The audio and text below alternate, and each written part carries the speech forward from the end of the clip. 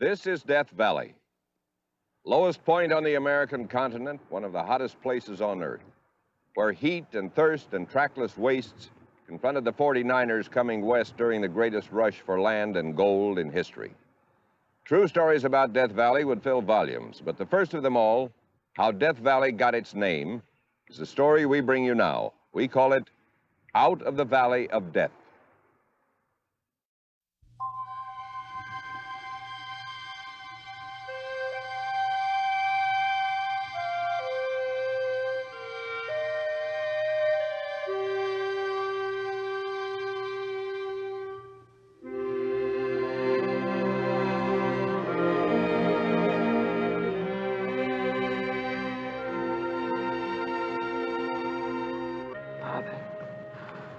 Who art in heaven, hallowed be thy name.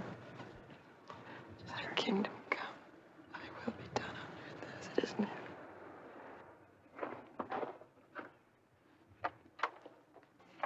The present position is here. Thanks to Mr. Bennett and his short cut. The horses, the oxen, all our animals are gone. Now, distance to the mountains, about 30 miles. To the California settlements, another 30. Traveling light, you should be able to make it there and back in at the most 10 days. You mean if we run all the way? I mean, Mr. Rogers, as you very well know, that even with strictest rationing, we have food and water for 2 weeks, no longer. Now, these women and children are depending on you. Oh? Just the women and children? Huh? Let's go. Oh, now, Captain Cowboy here is giving all the orders around here. Leastways, he thinks he is. Mr. Rogers.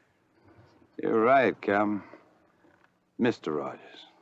I'm out of the Army now, so is he, so are you.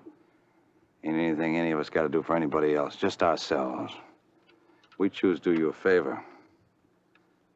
But we'll do it our way and in our own good time. Mr. Rogers. We'll be praying for you. Thank you, Mrs. Bennett. Come on.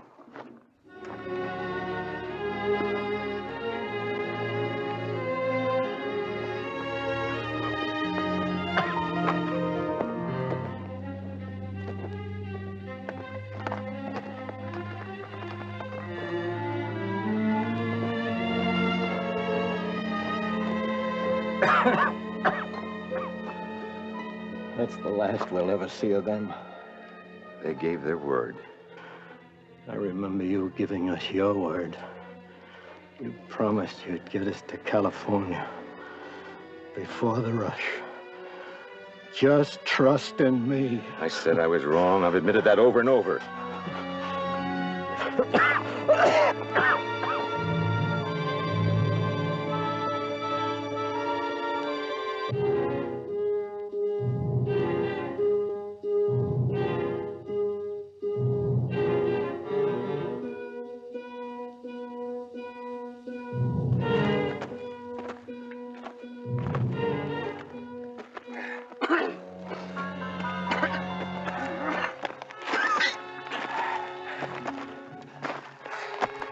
Bill, where is California? Over and beyond. Bound to be some water over them mountains someplace. Don't you ever get tired?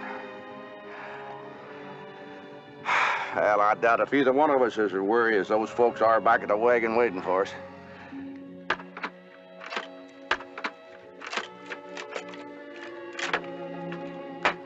When they come back, They'll come back that way. it's not possible. Logistics say it would have to be from that direction there.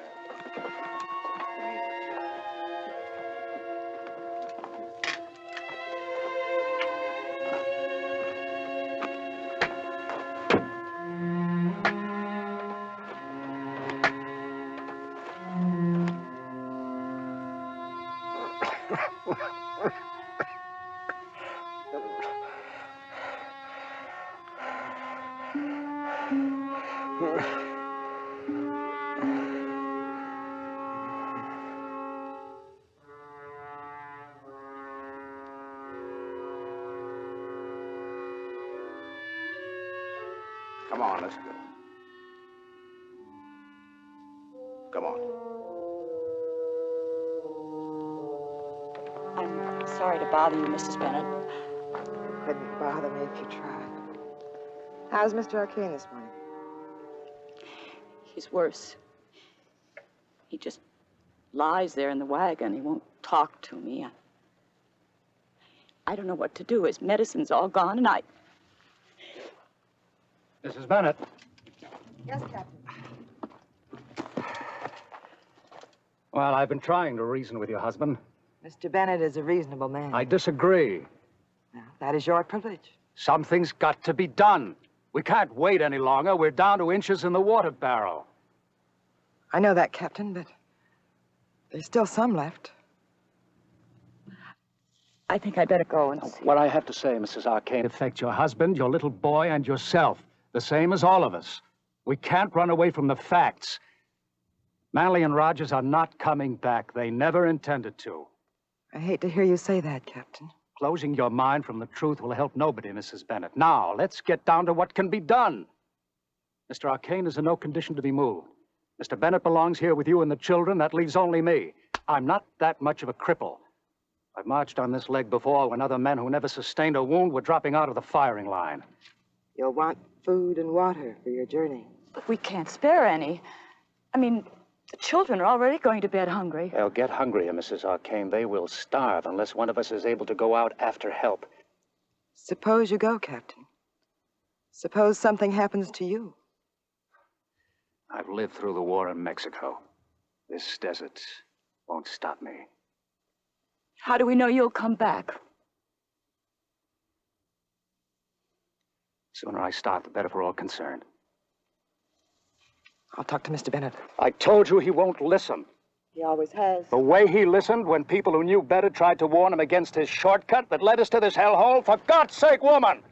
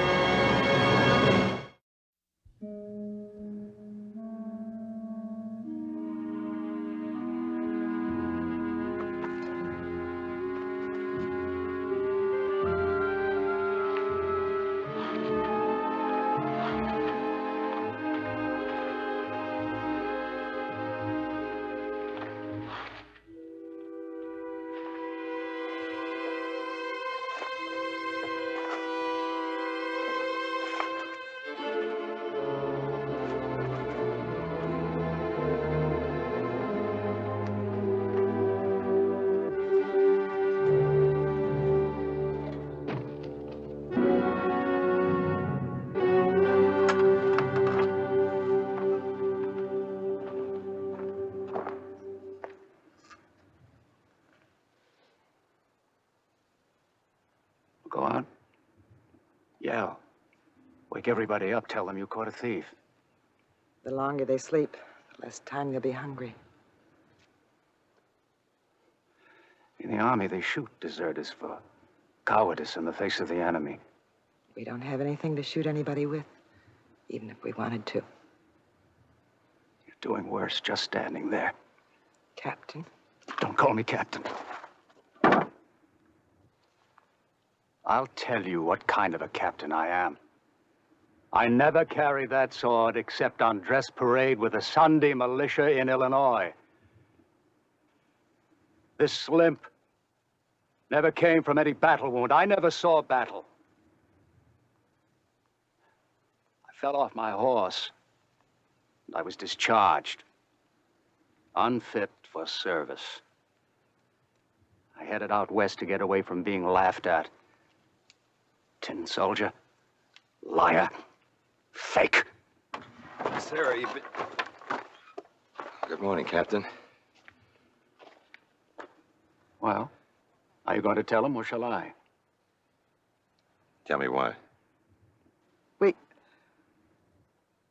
We're talking about how to make things last until the boys come back. Stop it, Sarah. For God's sake, stop it. They're not coming back. We're out here for good. You better take a look at the girls. Are they awake?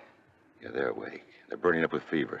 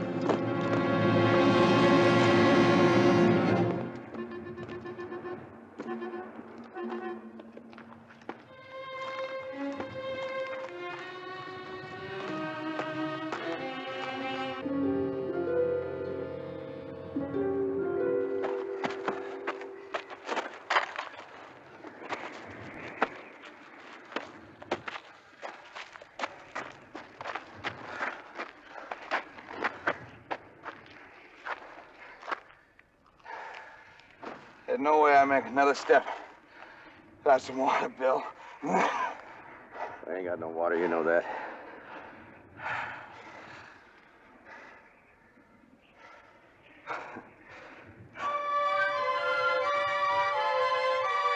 Rogers. Rogers, take a look. Water.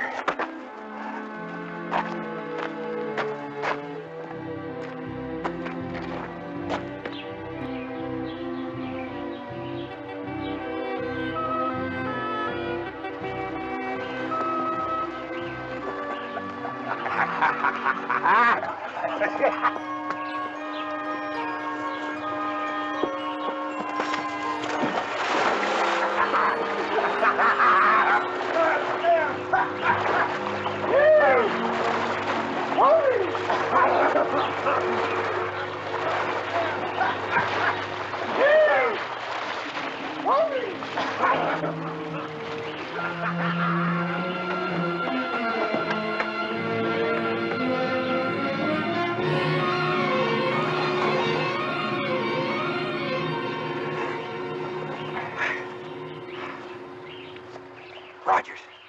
Look.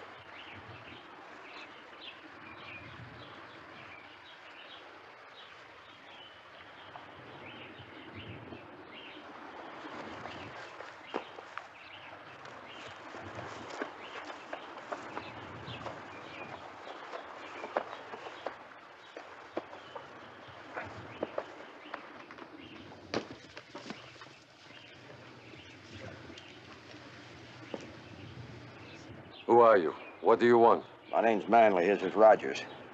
Our wagon party's stranded out in the desert. People are counting on us to bring back food and water. How far did you come? Well, I don't know in miles. Been about 15 days since we left. Women and children aboard. We can't pay much. Only got about $30 American between us. This is a brave thing to journey so far for the sake of others. I would not expect it from what I have heard of the Yankees. Please, no, no. Mr. Arcane's up. Arcane! Stop. Arcane! Yes, Mr. Bennett. I broke your rule. And what are you going to do about it? Nothing, Arcane, nothing. Except you used up your next turn, that's all. He's just too sick to realize. Be still. I realize, all right. You gave the orders that got us into this. And you're still giving orders. But not to me, Mr. Bennett. Not to me. Mr. Arcane, you shouldn't be up out of bed. Why shouldn't I? I might just as well go out and be walking with Captain Culver. William, no. Leave me alone! William.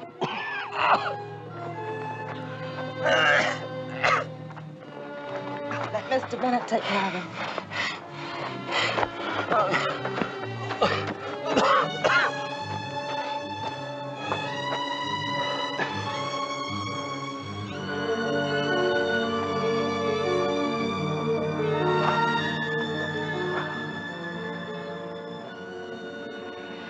What are we going to do?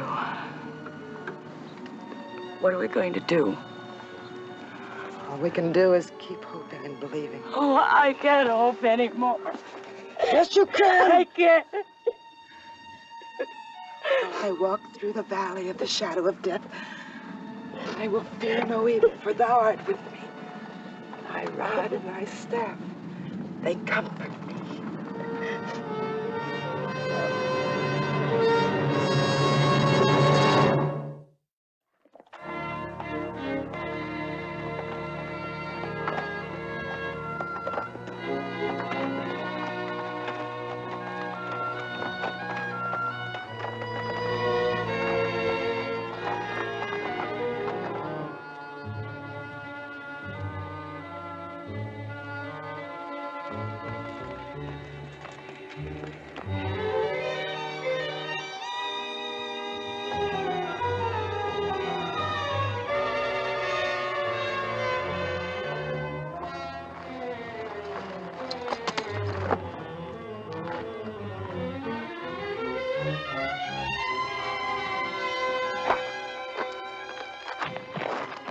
I thought you were going to put those horses out of their misery. Well, they're not too lame to make it out of here if they're not carrying a load. You really care that much about them animals, don't you? Yeah. Yeah, I do.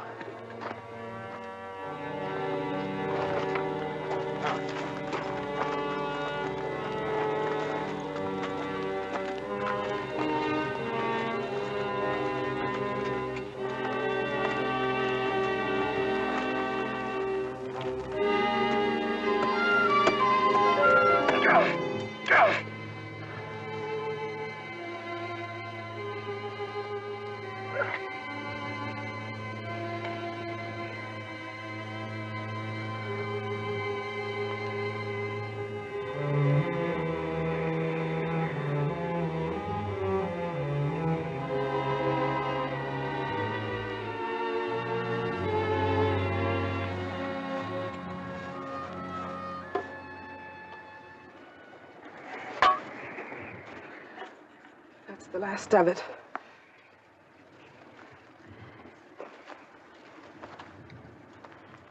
Charlie, save some for your father.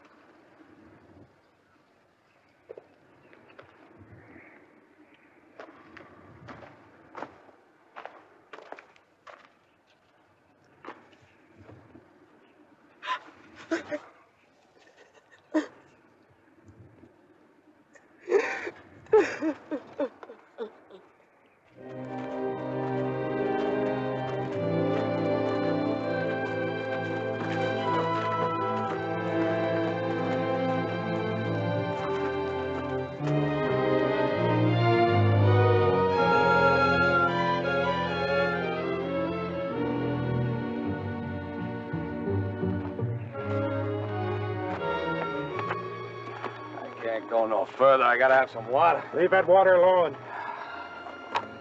Bill, I gotta have water. These other people need it worse than we do, so forget it. You're going in the wrong direction anyway. You've been going in the wrong direction. Get off of that mule and carry your own weight. If you're man enough.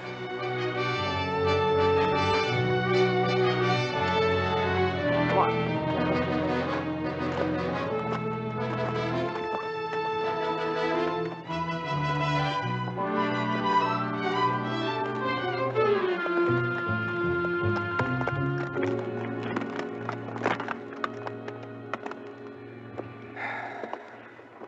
Poor devil. But he helped. Hadn't been for the sun shining on that sword, he'd have passed him by. Came from straight off yonder. How do you know he wasn't lost and traveling in circles just like we've been doing? Well, there's one way to find out. Let's go.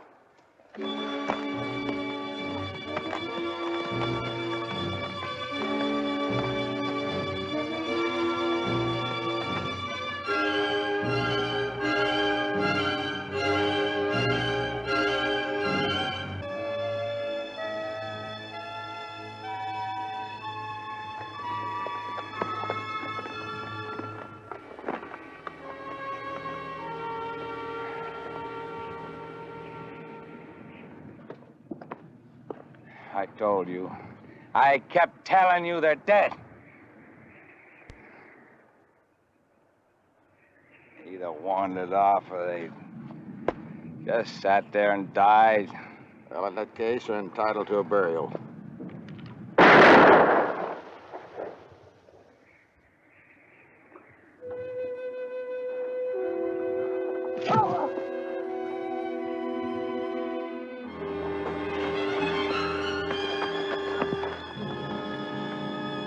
They're alive, all right.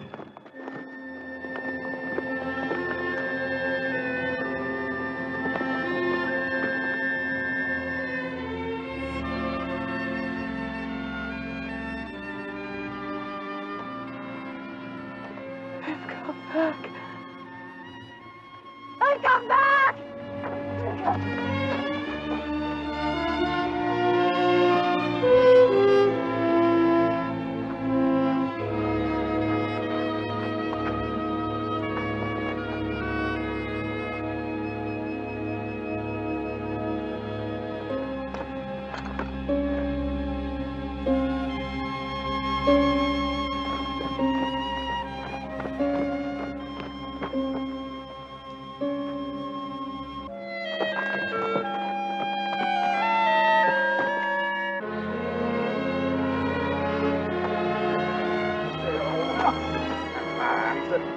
Bennett, all right. Oh, Bill. I'll get you some more. Here, let me take this food and water and the rest of them. All right. Come on, boy. Take it easy now. Make it fast. One more. Now, face it.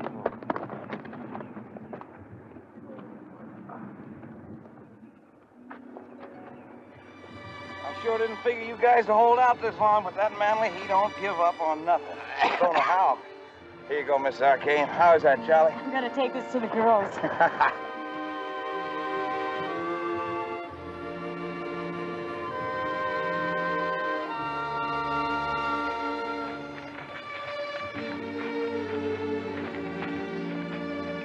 Though I walk through the valley of the shadow of death, I will fear no evil. That's a good name for it, Miss Bennett. That's a right and proper name.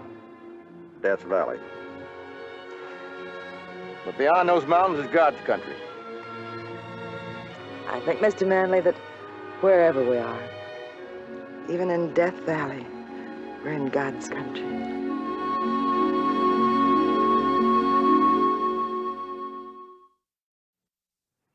So Death Valley got its name. It's a national monument now, and its thousands of visitors will find at Bennett's Well this marker on the exact spot of the original campsite. A reminder of another true story of the winning of the West.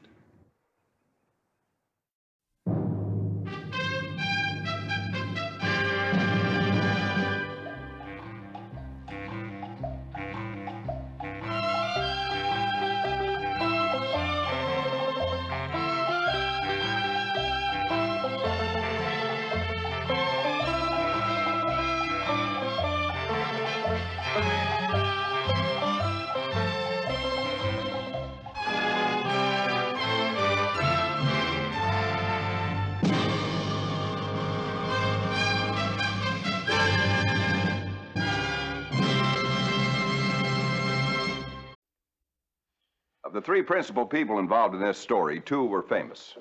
General Lew Wallace, at that time governor of the territory of New Mexico, and Dr. Henry Hoyt, then a frontier doctor, but later a famous Army surgeon who won a presidential citation and the Silver Star. But the hero of the story, A man you probably never heard of was a prospector named Jesse Martin. It was Jesse in 1878 in the tiny town of Las Placitas, New Mexico, who discovered the gold mine on Main Street.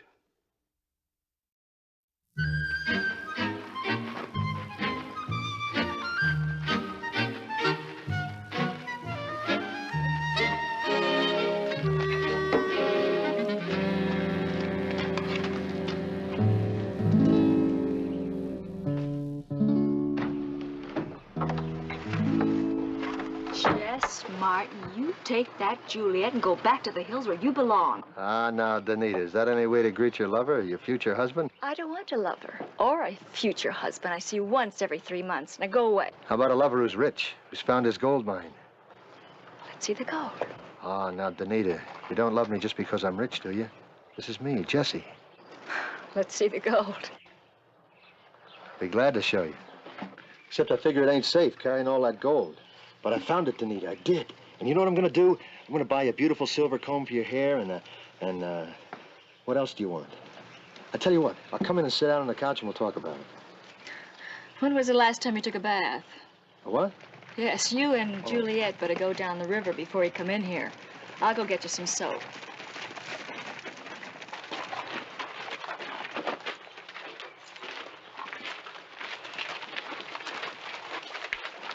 We found a gold mine, did we? We're your new partners, Jesse.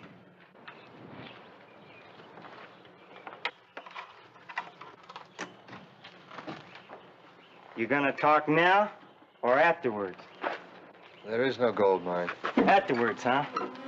Careful with that. I've had it for a long time. Sure you have, huh, boys?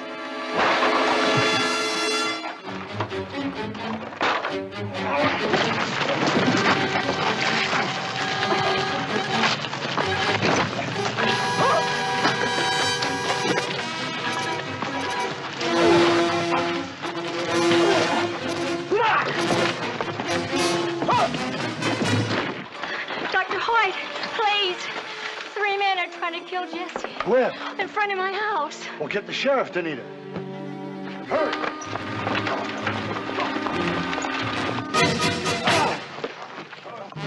When you had enough, just talk.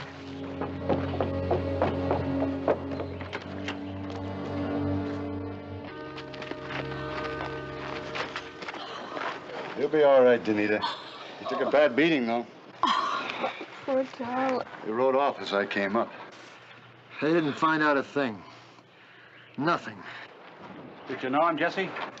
I'll know him next time. Could be too late. They'll find you by your mine and kill you for it.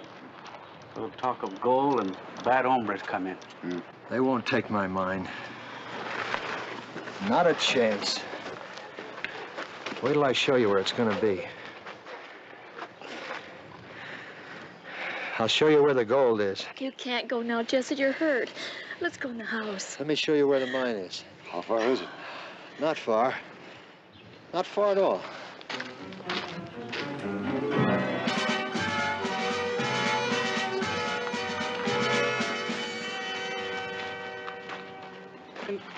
In the center of Main Street? Gold is where you find it, Sheriff. I searched all them hills and I found gold right here in Las Placitas. No, Jesse, you took a pretty good beating about the head. How could you possibly know that there's gold here? Because of the signs, Doc. Signs I should have seen a long time ago.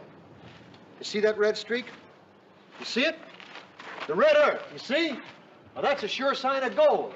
I learned that in Colorado. You just dig straight down, you hit pay dirt. That red streak's always been there. So's the gold. Sheriff, I'm a partner of the governor. Would General Wallace trust me if I didn't know about gold? General Lew Wallace? Just read that. You tell him, Dr. Hoyt. I wouldn't know anything about that, Jesse. You read this, Dr. Hoyt. Yes, sir. I walked in to see the governor, and right off, he knew I was a prospector he wanted. So he talked me into taking his money. It's a grubstake agreement, all right, with General Lew Wallace. He'd own part of the mine. So would you, Doc. For helping me, you get a third. When you make your regular rounds of town next month, you get your first gold. Yeah, but sink a mine in the center of Main Street? Why not, Sheriff? Why? Think of what it would do. The whole town would work at the mine. You'd be foreman. $1 cash every day. $1 cash? Sure. I got some of the grub steak left. This didn't help the tone much, but nobody seemed to notice. And that sure was a safe place. There you are, Sheriff. Your first day's salary in advance. Well, like you say, why not? Why can't we have a mine in the center of Main Street? We're not using it for anything else.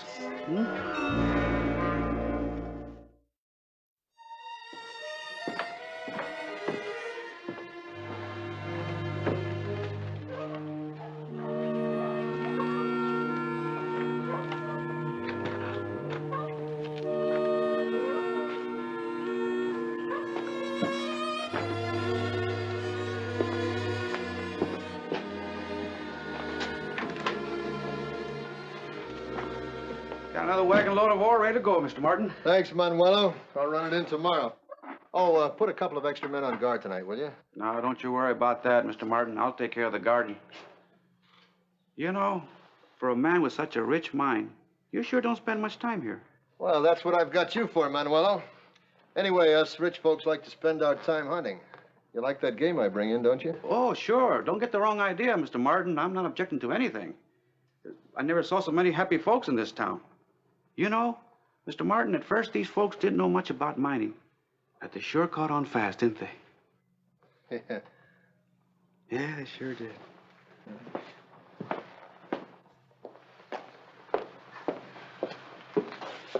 Well, now, I was wondering when you'd be coming around here. Ain't that the same genuine silver comb I seen you wearing yesterday? Yes, it is. Please don't buy me any more. De nada. Oh, your guitar. Oh, that looks good. Thank you. Like to hear a number? Not especially. Well, maybe after we get married, you'll learn to like music. I could learn to like music. Don't get snippy with me, young lady. When are we going to set a date for the wedding? I already have. You have? When? 2 weeks from tomorrow. It's a lucky day. Hey, tremendo, Danita! You're beautiful. Don't let me interrupt anything. Nothing interrupts this.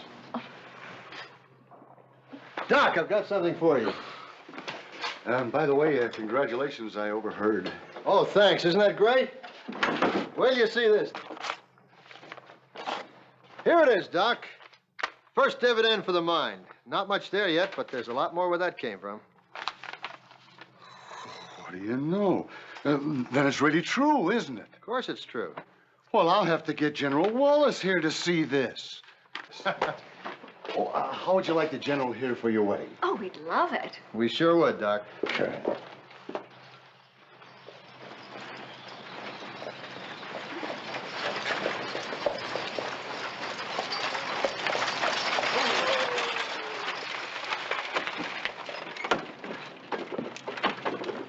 The mine and Mr. Martin are that way, friends. Hello, Henry.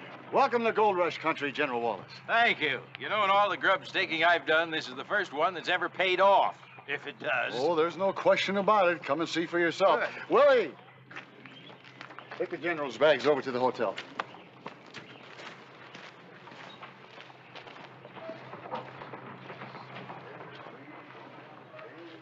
Yes, sir. It was this German scientist in Colorado first told me about this modern way of mining. Mighty smart fella. Any more red dirt around here? Nope.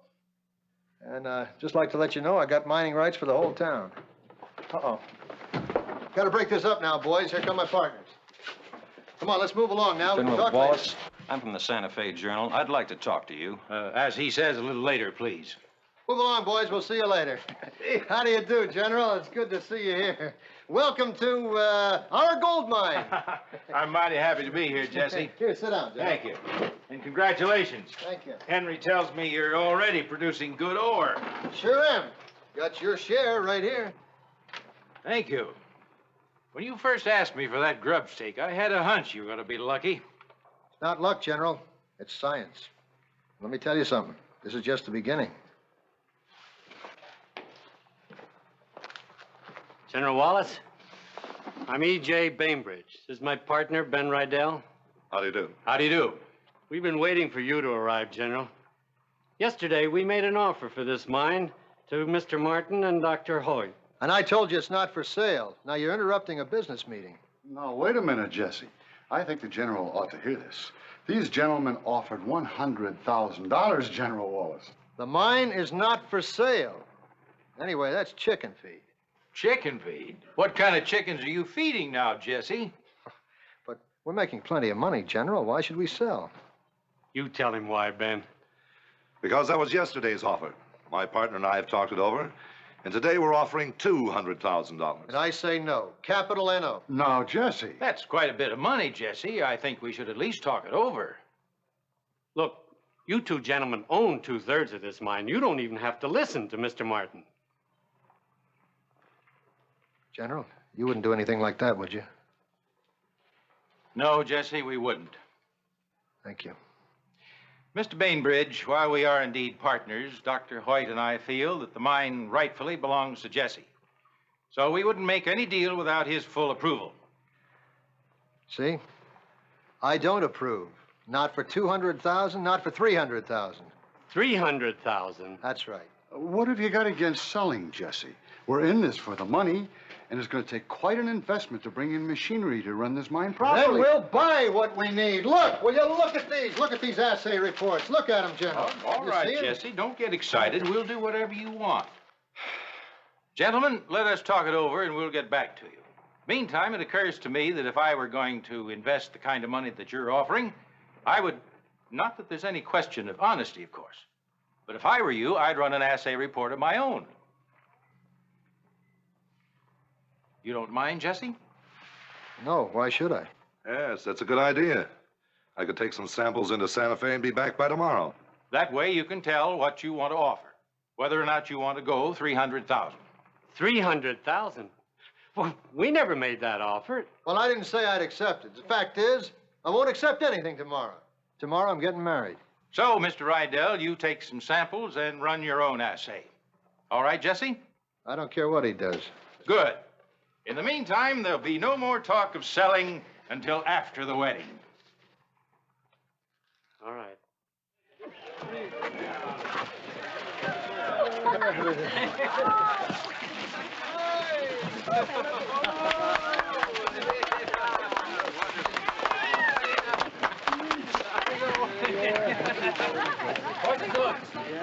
Hold it!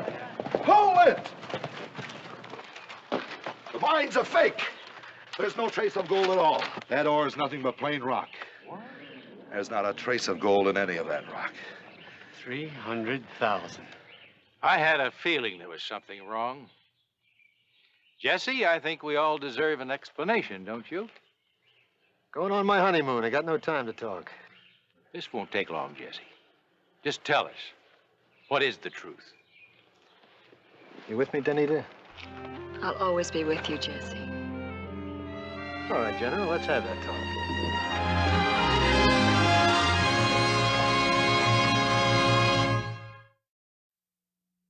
So, well, what more is there to say? Rydell picked the wrong samples, and that's all. I'm afraid we can't accept that, Jesse. Why not? You got paid, didn't you? Why? Everybody who works here at the mine got paid. Manuelo, you've been getting paid ever since you started work, right? That's right. We got paid. But how, Jesse? From the gold! How else? By golly, I'm running a gold mine and I'm paying off. You got paid, and everybody who works here got paid. You want to argue about it? You saw those assay reports. I couldn't fake those. Why would I? You know what's in this box? A bar of pure gold. I ain't even cashed yet. Let's see it, Jesse. All right, I'll show it to you. No, why should I? I don't have to prove any more to you. I paid you. Now, you don't have to trust me. That's up to you. But there is gold in that box. I'm telling you, there's a bar of pure gold in that box, and I'm asking you to believe me. We're trying, Jesse. Believe me, we're trying. All right, all right. I'll tell you what I'll do. Since you're not satisfied with the partnership, I'll buy you both out. I'll give you $100 each for your shares. $100? That's right. Yesterday, we turned down 200,000, and today you're offering us $100 apiece. That's my offer. Take it or leave it. I'll tell you what else I'll do. You don't want to sell to me, I'll sell to you. $100. For $50 apiece, you can have the whole mine. Does that include the bar of pure gold in that box? That includes everything, the ore, the mine, and all the gold in that box. $50 apiece. That's right. I don't know about you, Henry, but I think I've had enough of the mining business for a while. Besides, I have a territory to run. Jesse, I'll accept your offer for my share of the mine. And I have a medical practice to take care of. I accept your offer too, Jesse. All right. You're selling a valuable mine.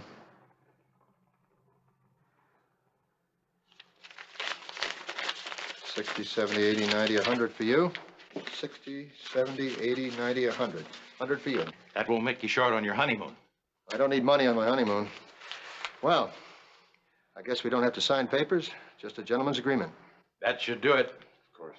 Maybe we should shake on it, that is, if you want to shake with me. I insist on it. Sure. It's been a memorable experience, Jesse. Doctor? A once-in-a-lifetime experience, I might say. Oh, if you'll excuse me. Just one thing, Jesse. Because I'm a very curious man, would you do me just one favor? Anything. Show me the bar of pure gold in that box. Well, now that our business is finished, I don't see why not.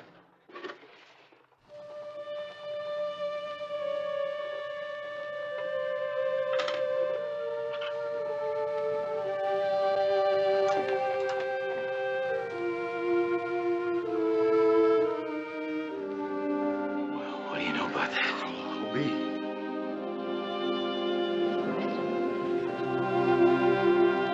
You see? There is gold here, just like I said all along. And you still have your jobs, and you'll all get paid. And what's more, from now on, this mine belongs to me and the town, and nobody on the outside has any part of it. Manuelo, I'll be away for a few days, but I'll be back on Monday, so you have a load of ore ready to go. Yes, sir, Mr. Martin. Gentlemen, maybe I didn't pay you quite enough for your shares because I was a little mad at you. Well, I'm not mad at anyone now, so here. You and Dr. Hoyt divide that between you.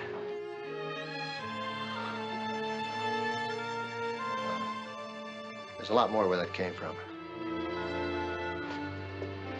Now to something important. Gentlemen.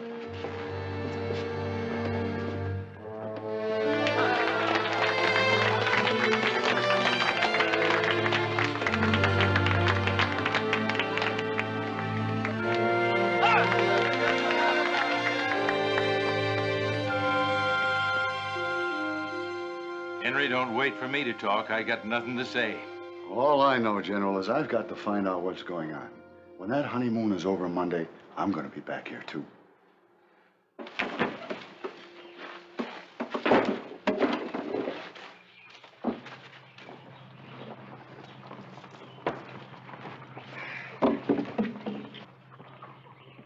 What's the matter, Manuelo? You didn't think I'd be back today? I'm thinking what can happen on the road. Better take me along with you. Nah, you couldn't stand the music. I'll be back in a couple of days.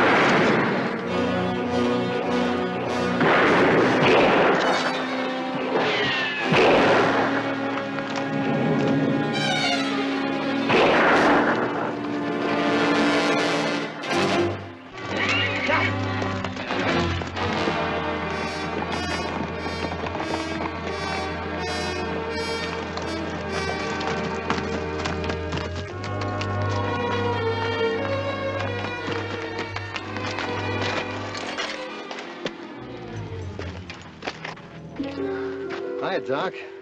Glad you happened to stop by. Oh, I didn't just happen to stop by, Jesse. I've been following you. Looks like everybody was. I was leading a parade. Oh, I don't figure them to come back. But I'd like to point out that I maybe saved your life, Jesse. Don't you think we ought to have a little talk? About what? About what's really going on. I think you're about ready to tell me now, aren't you? Well, I reckon so, Doc. Get in the wagon.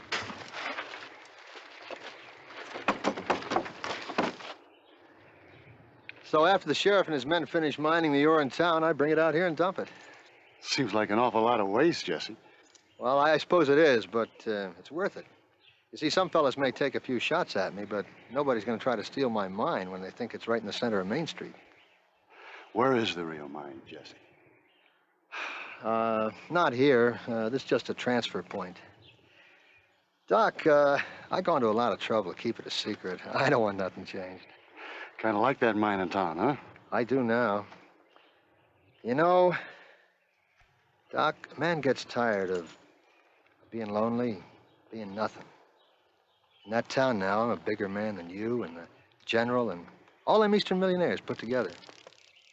I'm the biggest man in town. I got the prettiest girl for my bride. And I'm going to keep on running that mine no matter what it costs. Don't know that I blame you, Jesse. I will admit that maybe you and the general rate some more of that gold. Oh, no. We've had enough.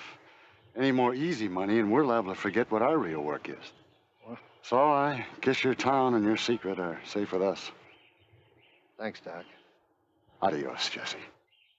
Adios, Doc.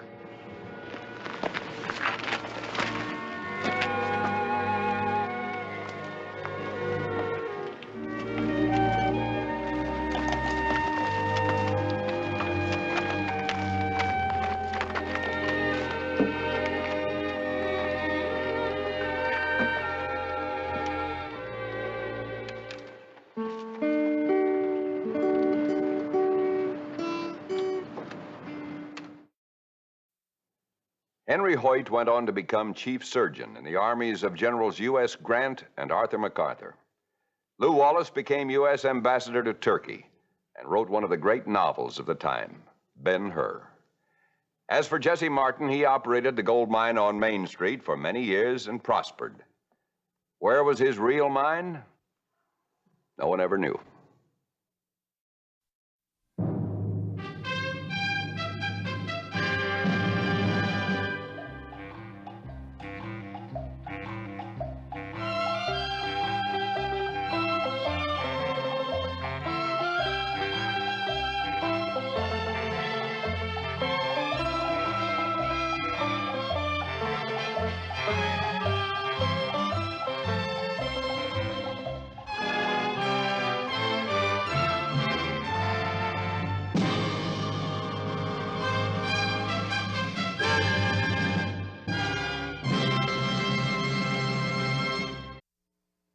At this spot in 1849, Asa Bennett, his wife and children, were hopelessly lost in the burning wastelands of Death Valley. His friend, William Lewis Manley, found a trail out of the desert and returned with supplies to rescue the Bennetts from certain death. Bennett vowed he'd never go back to the land the Indians called Tomisha, ground to fire. But 10 years later, time dimmed the memory of his terrible ordeal, and the lure of silver drew him back to the Valley of Death, where he would have a chance to be a friend indeed.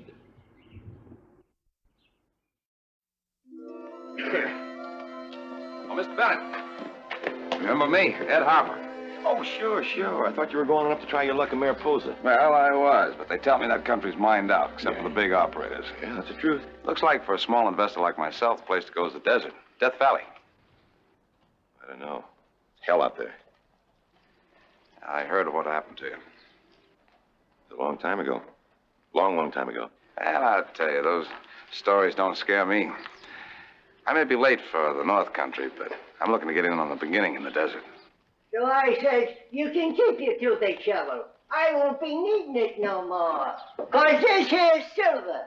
And I aim to go to Death Valley and farm me on an acre or two. And with that, I pitch the shovel down the hill and him chasing it.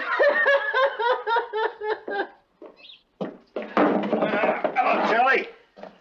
Well, what do we got here? It's mine. What's it look like? It looks like silver. That's 'cause it is pure native silver. And I'm going back and get me the rest of the mountain. Charlie, this is Ed Harper, Charlie Alvord. How'd do? You found that in Death Valley? That's what I said. Well, Charlie, Death Valley's a pretty big place. You ought to know, Asa. But one mountain ain't hard to find. No, thanks. You mean there's really a mountain of silver in Death Valley? Maybe two. You heard of the lost gunsight, ain't you? It ain't lost no more. Oh, come on, Charlie. That's what you said when you came in with the gold from the Brayfogle. You don't have to take my say-so. But this here comes from the same place that Martin fella made his gunsight. Who's Martin? Jim Martin. He was with us in 49. When he came out, he discovered silver, carved himself a gun sight out of it. Yeah, I remember. You know where that is? Yeah, Tucky Mountain. They said it's almost underfoot, but they've never found it. Up until now, but all I need is a little grub stake. Yeah, I thought you might.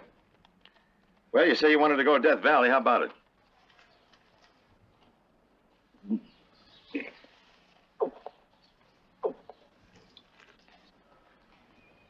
Come in.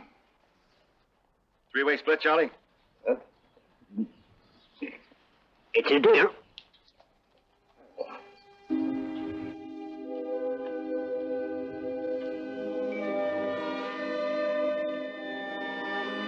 Oh, I had a little dog, his name was Sport.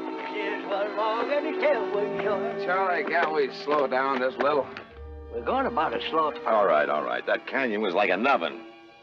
Ain't much water up ahead, no telling when. I know where there's a stream not 10 miles near. Here, have one of me. Now, you find the silver and I'll find the water, all right?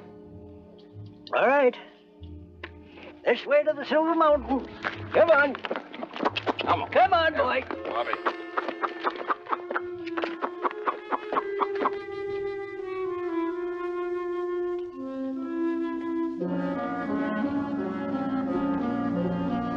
Long 10 miles, more like 20. Maybe, but I knew it was here. But it's dry. But there was water here. In winter, like when you was here before. Streams dry up in summer. Charlie, we gotta have water. Oh, I brought me along a little substitute. I thought you told me he was... Charlie, where'd you get that? Just for emergencies. Have one on me. No, I'll wait. Water can't be too far. Come on.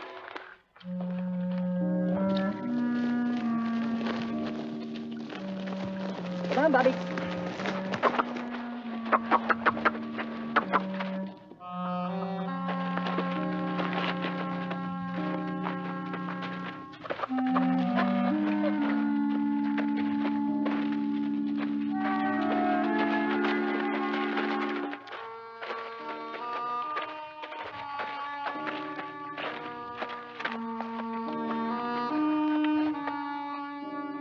We going across there? Not so much across, more north.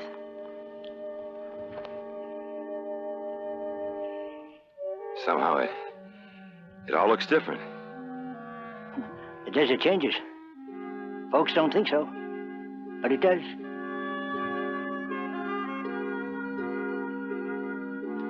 Look, down there. Water? Ain't no water down there. Come on, don't be stubborn now, Bubby. Now, Bobby.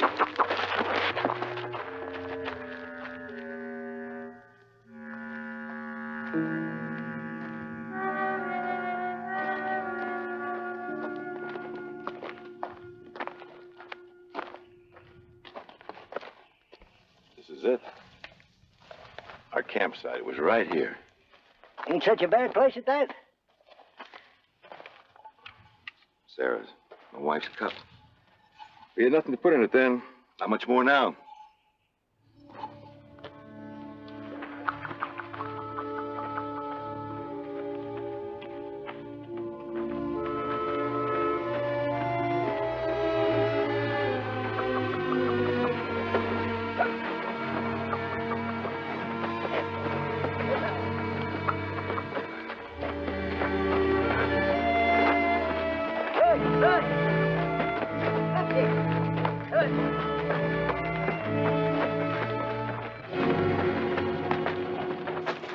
I want to know where we're going. Let me go. All right, take it easy, Ed. For over a week, he's been leading us up one trail and down the next. I'm going to find out where in hell he's taking us. That's right, mister. It is hell, just like I told you. You told me a lot of things. One of them was that we were going to find some silver, and that's what I want to see. Well, that's where we're heading. You're lost. I ain't lost. I got me a landmark. Like what, Charlie? Like that butte right ahead. That's why we have to go through here if we want to get to there. Who's that? Come on.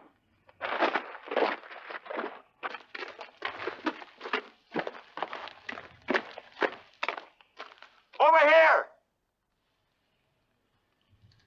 Say, that looks like Doc George.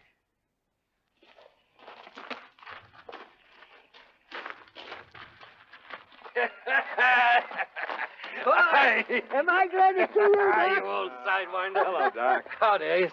Spotted your tracks. Well, I'm sure glad you did. Doc, this is Ed Harper. How you do? Hello, Ed. Where you headed? Tucky Mountain. We got a lead on a lost gun site. Is that right? Uh-huh. A lost gun site, eh? Wouldn't have to be going that way, would you? No, we're heading to the funerals. Oh, where's the nearest water? Can't say. There'll be some down from the mountains if you're going to Tucky. Well, Doc, we're about dry. I think we can spare some. All right. Gabe will fix you up. Thanks, Doc. Hey, Doc, I'd sure be obliged if you come a ways with us. Something wrong?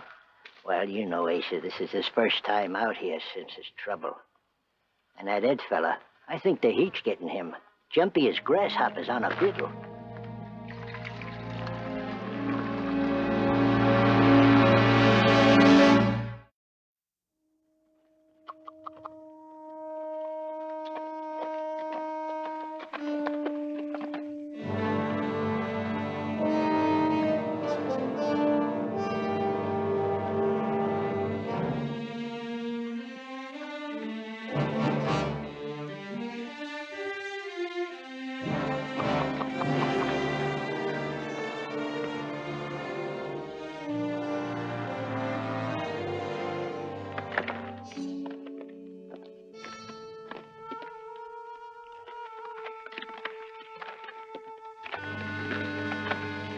Wait. I know this place. He was dead. Dead. Who? Captain Culverwell. He left us. Started out by himself. Oh, come on, Asa. His tongue was swollen and blue. There was blood all over his hands, clear to the bone for digging for water. Shut up. Oh, he... You two! It's just coming back to me, just like a nightmare. Now look. Where is that silver? I want to know from where we stand how long it'll take us to get there. I can hardly tell.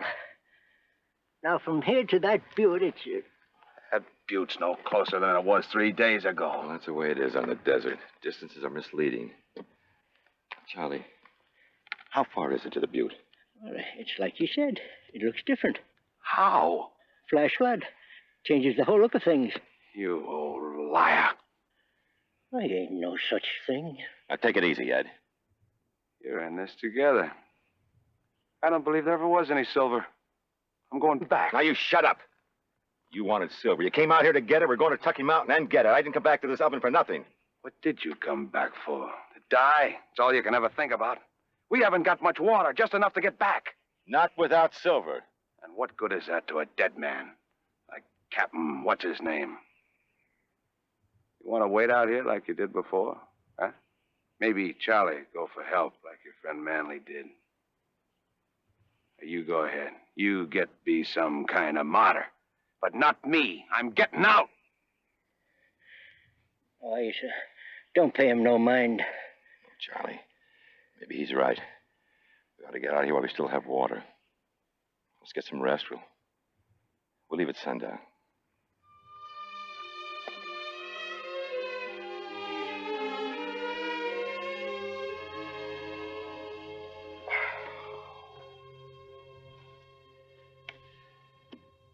Ed, come on, Ed, it's time.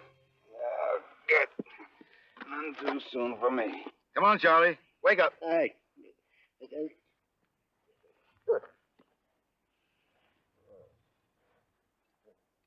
Oh, the stupid. Drunken fool. He can't go along like this. He can stay. We can put him on the burro. While we carry the gear? Look, I'm through nursemaiding him. He got himself into this, he can get out the same way. He's got as much water as we have. He'll come after us. We'll let him sleep it off.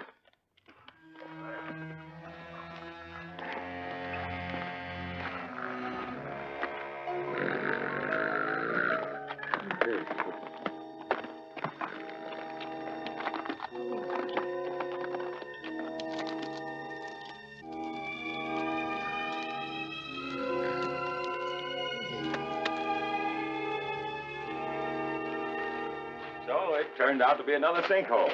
Asa! Bill Manley, how are you? Man, you're looking great. Not much like the last time you saw me, huh? Hello, Caesar. Hi. Bill. Asa, how's the family? Well, just fine. Just fine. You know, Bill, they'll never forget you. We were hoping you'd get back. Well, I'm only going to be a couple days. Hey, I heard you went back to Death Valley. Sure didn't think you'd ever do that again. Well, we thought we'd spotted the lost gun site. Oh, another one of Charlie Alford's pipe dreams. You should have known better. You haven't seen Charlie, have you? Didn't he come back with you? Well, no. When we got ready to leave, Charlie was fried, and not from the heat either. That's Charlie. Well, we couldn't buzz him, so we figured as soon as he sobered up, he'd be along. You left him knowing how it is out there? We had water. I'm surprised he didn't get back here before we did. Well, you ought to go after him. How long you been back? But just 2 days. Look, don't worry about an old desert rat like Charlie. It was different in 49. We were the first ones through. We were strangers to the desert. Well, the way I remember, every man's a stranger to the desert, especially when he's alone. Tell you what'll do. I'll go with you. It'll be almost like it was 10 years ago. Well, all right, if you think we should. I'll join up. Old Charlie most likely meet us halfway and give me a chance to get in a little prospecting. Good. Be like old times with an old friend, Asa. All right, Bill.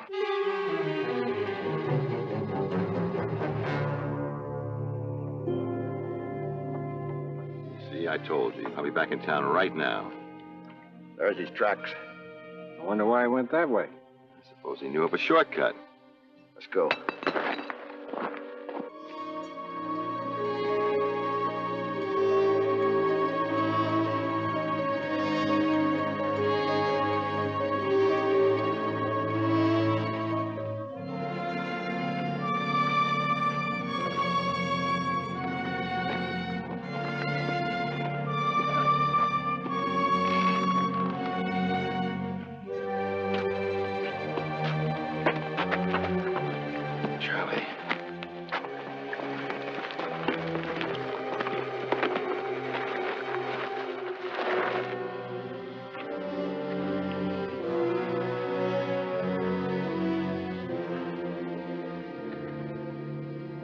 Charlie.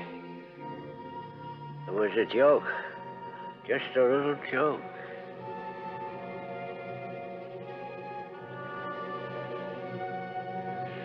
Bill, I never thought that.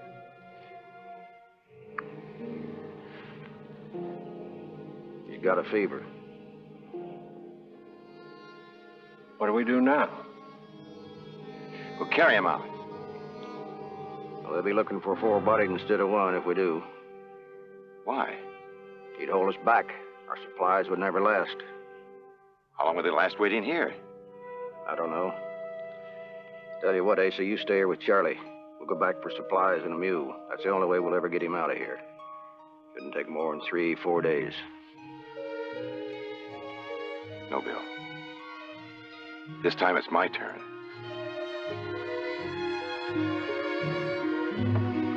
All right, we'll be waiting.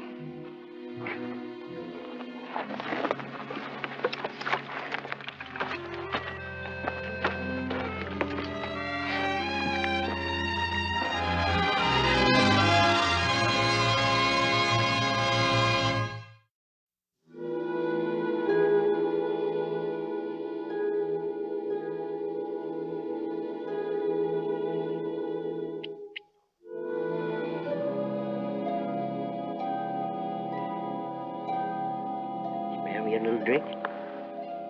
Sure, Charlie. How you feeling? Well, I've been better. How did we get here? You've been a pretty sick fella. Where's Asa? Oh, they're gone. Must have been a joke. Sort of. It's all right now. Ace is gone for help. Him and Ed? No, a fellow named Twitchell. You know him? Sure. But I don't know you. My name's Bill Manley. Bill Manley?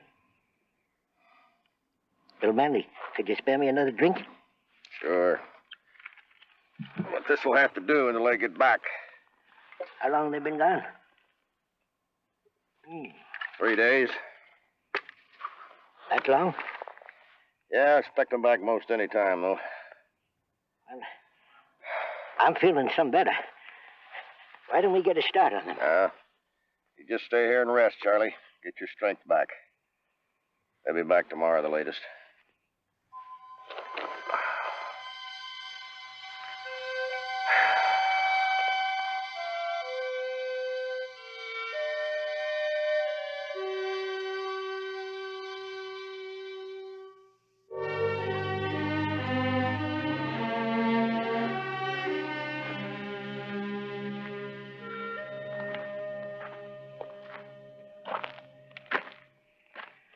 I say we go.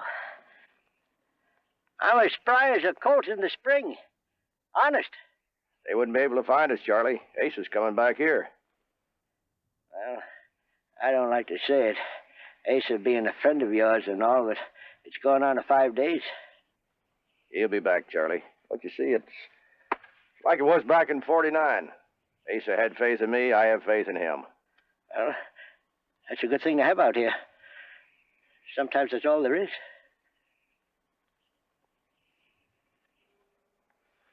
It won't be too long. You'll see.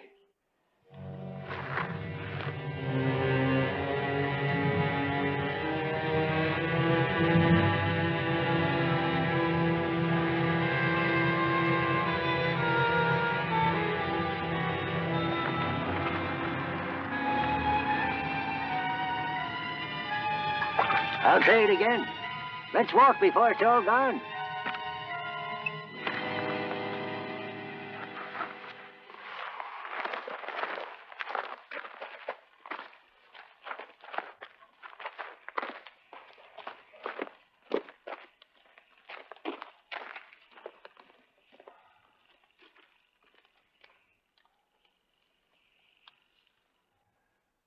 Maybe they had an accident. He waited 26 days on me. We've only waited 6. Funny thing about Asa Bennett in the desert. How's that? He's afraid of it. It wasn't the silver brought him back here. He was sort of trying to prove that he wasn't afraid of it no more. But he was. That's why he left me. I don't think so, Charlie. Came back with me. Well, I've been out in the desert with lots of men. But Asa Bennett's different. He cheated Death Valley before. He lived. He ain't going to give it a second chance. 1 vote for go. All right, 2 votes. Let's go.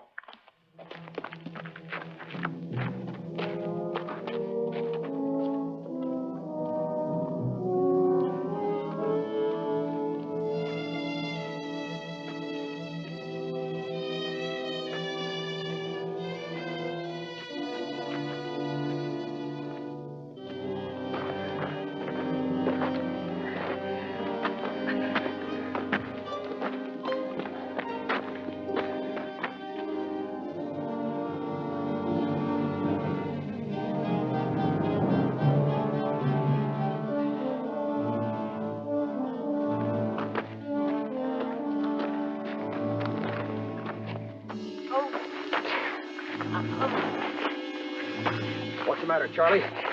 It's just my leg.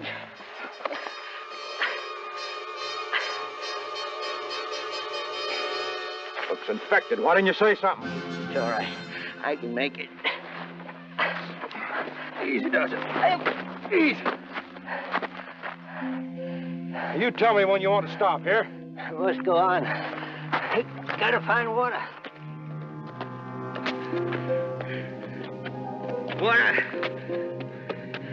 Here it is. Gotta find it. Gotta dig deep. It's down below it. Stop it, Charlie. We'll find water. I can't stop it. Sure you I can. can't stop it. Water. Water. Water. Gotta dig. Let me dig. Water. We'll find it. Water.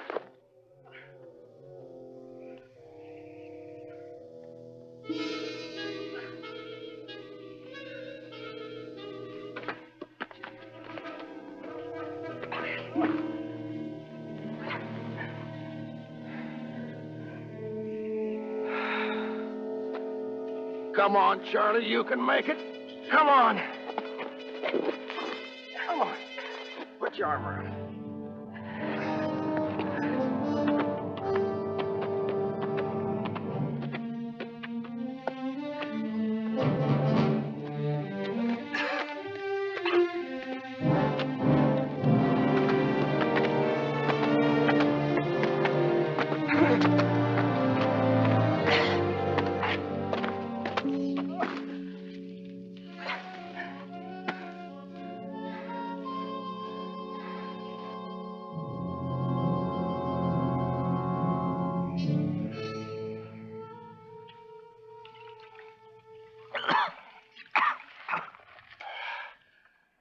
Asa, I knew you'd come. I knew.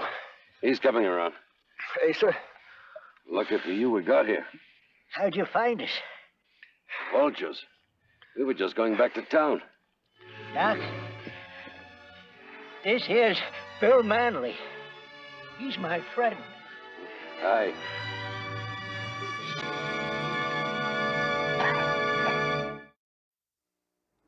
Dr. George brought Bill Manley and Charlie Alvord safely out of Death Valley. Manley never saw Bennett again. As for the lost gunsight mine, though men have searched for over 100 years, it remains hidden in the scorched canyons of Death Valley.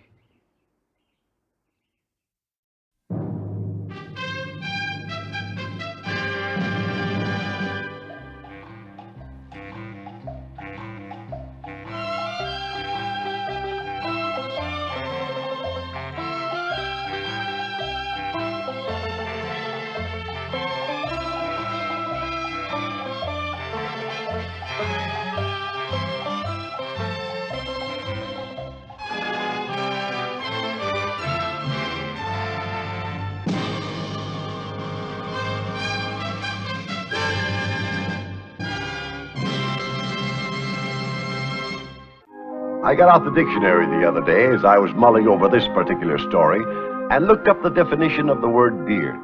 And this is what it said. The hair on the face of a male adult, specifically chin whiskers. A tuft. Tuft my eye.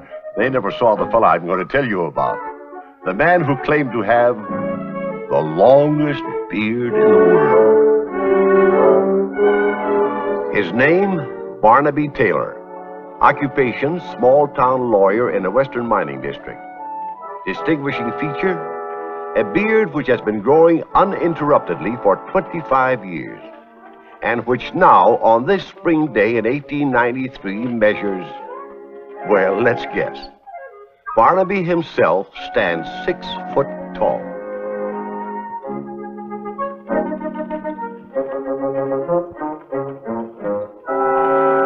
Barney.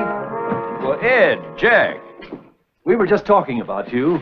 We've got a proposition to put up to you, Barney. A wonderful idea. What is it? Let's adjourn to the privacy of your office. Sounds important. Oh, you'll think so when you're here.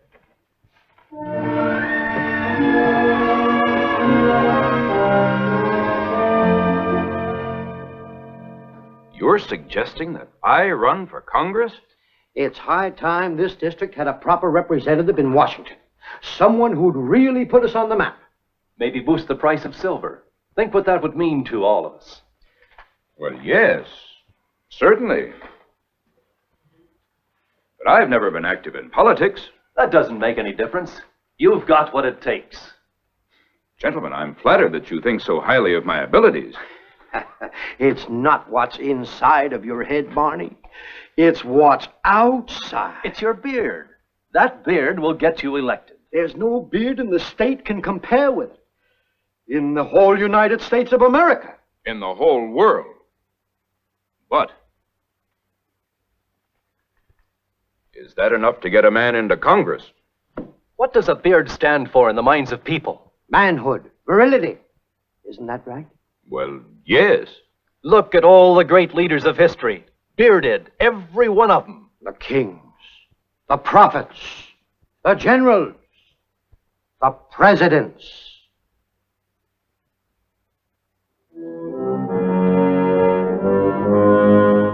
Grover Cleveland. A mere mustache. But what do you expect from a Democrat? You'll run on the Republican ticket, Barney. We've got the campaign all figured out.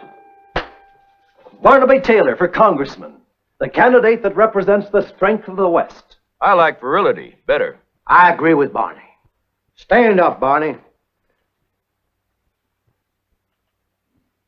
Magnificent. If that doesn't inspire confidence in the constituent, I don't know what will. Oh, come now, gentlemen, gentlemen. Then you will run, Barney? Well, you really bearded me in my den. I accept the candidacy. Now you're talking, Barney.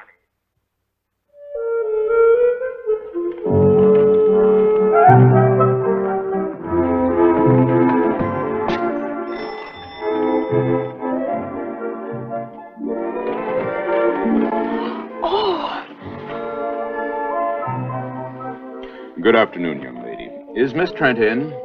Oh, yes, sir. Won't you come in? Thank you.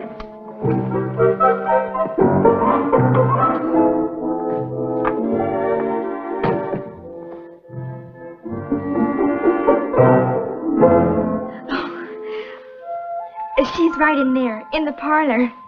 May I take your hat? No. Watch this. Mr. Taylor. Miss Trent? Forgive my manners, but I just wanted to announce to you that my hat's in the ring. Mr. Taylor, this is so sudden. As United States Congressman from this district in the forthcoming elections. Congressman.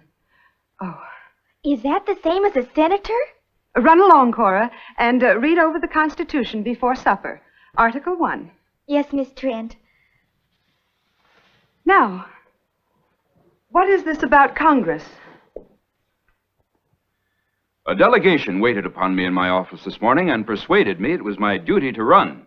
It's high time this district had a representative in Washington who'll really put us on the map. You're just the man to do it. You're able and honest and... And I have virility. To wit, think back over the history of the world, Miss Trent, and what have all the great leaders had in common? Beards. Beards? Kings, prophets, generals, presidents. Not George Washington. Oh, well, that was in the days of wigs. When wigs came in, beards went out, and vice versa. What does a beard signify to most people, Miss Trent? That you're a man. A strong man, a virile man, and that will be the keynote of my campaign. A vote for Barney Taylor is a virile vote. I rather like that alliteration, don't you? Virile vote. It's an unusual platform. My managers feel that it's a very sound one. I hope you're elected, though we'll miss you here. Miss Trent. Francis, would you consider accompanying me to Washington as my wife? Mr. Taylor. It would make me very proud and happy. You honor me, Mr. Taylor. Please, Barnaby. But I'm already wedded. To my career. Oh, is that all? All? I've spent years building up this school. Not easy, a young ladies' seminary in the West. I couldn't abandon it now. Does that mean you're never going to marry? Oh, I wouldn't go so far as to say that. Perhaps someday. Then I can still hope? There is no man for whom I have a higher regard than yourself, Mr. Taylor. But I think you'd better just concentrate on politics for the time being. It would be a great help to me to have a wife of your charm and intelligence by my side. You have your beard.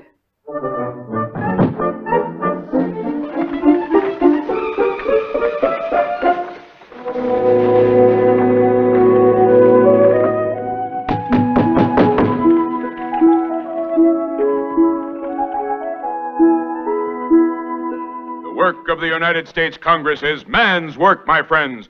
So don't send a boy to do it. Send a man of strength and vigor, a man who will bring to the tasks at hand all the stamina and virility that are associated with the West. The candidate who stands before you is such a man, my friends. That should be plain to every one of you, on the face of it. What's the idea, boy? Just wanted to see if it was real. Well, you found out. Now, is there anyone else who'd like to satisfy himself? Yes. Step up, folks. Prove to yourself it's the real McCoy. All wool and a yard long. Yard? Why, it's over 4 feet. And still growing.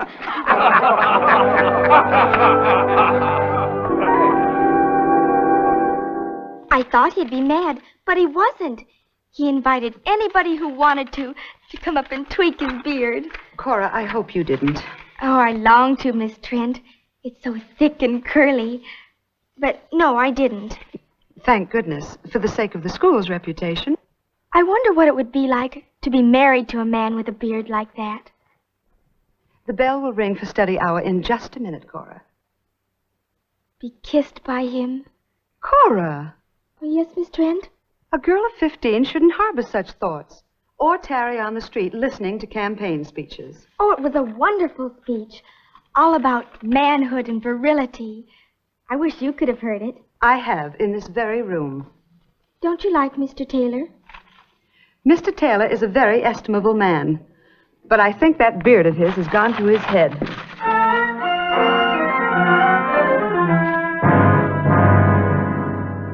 The campaign's coming along fine, but we mustn't let it bog down now.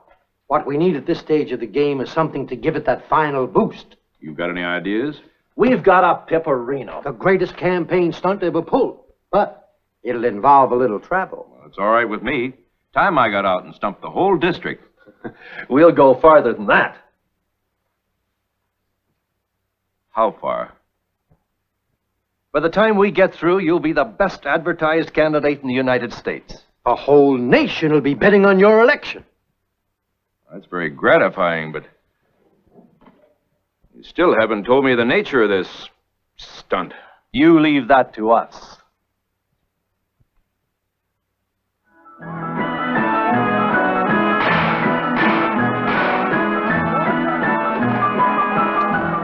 Well, Barney, I guess the time's come to tell you why we brought you here. You've just seen exhibits from the 4 corners of the earth. The greatest collection of marvels ever staged by man. That's right. With one exception. The longest beard in the world. And that's where you come in. You mean put myself on exhibition? More than that. Issue a challenge to all comers to prove that your beard is longer than any other living man. Why, that's preposterous. Sure it is. It's the greatest campaign stunt in the history of American politics. Why, your picture will appear in every newspaper in the United States. We've alerted the Associated Press. You'll be famous from coast to coast. Barnaby Taylor, candidate for Congress. Barney, win this contest and you can run for president. Yeah, but suppose I didn't win it. That's impossible. Nobody in the world has a beard as long as yours. Still, we don't know it's the longest. Barney, do you or do you not want to be elected to Congress on the 7th of November? You know I do. Then stop this backing and filling. You've got to win. We've already got a concession here on the Midway. Let's go.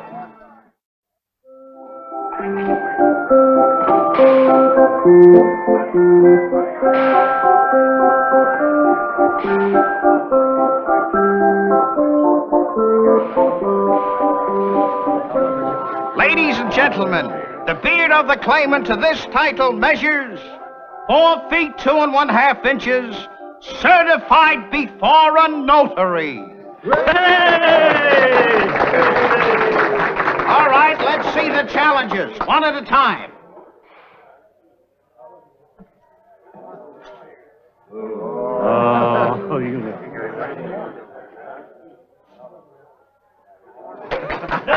Hooray for Barney! Next contestant, please.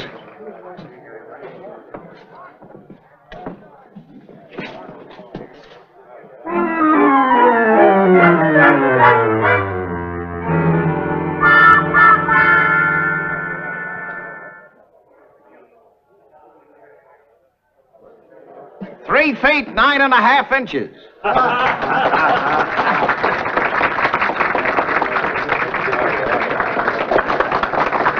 Next.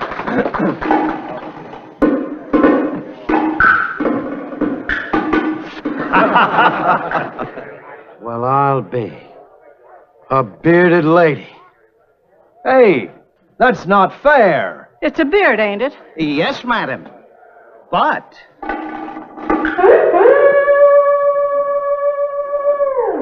it is only 2 feet, 11 1/4 inches.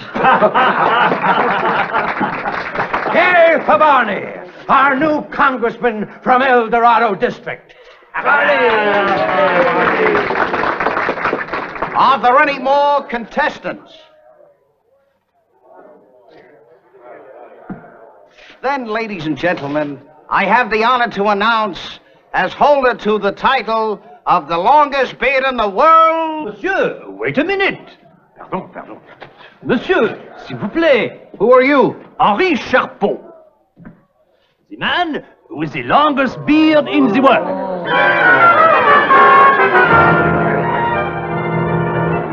You have heard of Charpeau's elixir for the hair, no? The result, magnifique.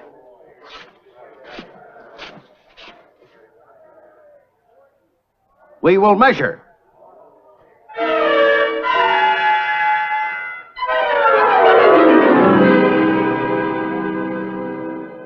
Three feet 9, 10, 11, 4 feet, 4 feet 1 inch, 4 feet 2 inches, 4 feet 2 1/4 inches, 4 feet 2 1/2 inches.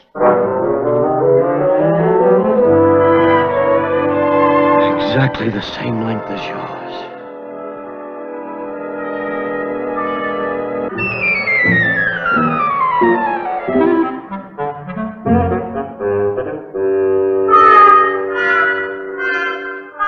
The Frenchman's beard, ladies and gentlemen, measures 4 feet 2 3/4 inches.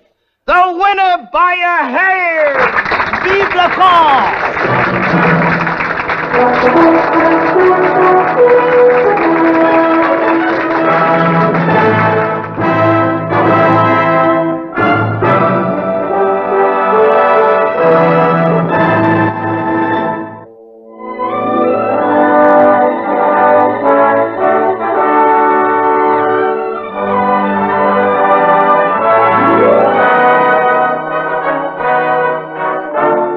Barnaby Taylor, candidate for Congress from El Dorado, tripped on his much-vaunted beard and went down to defeat in a hair-raising contest at the Chicago World's Fair.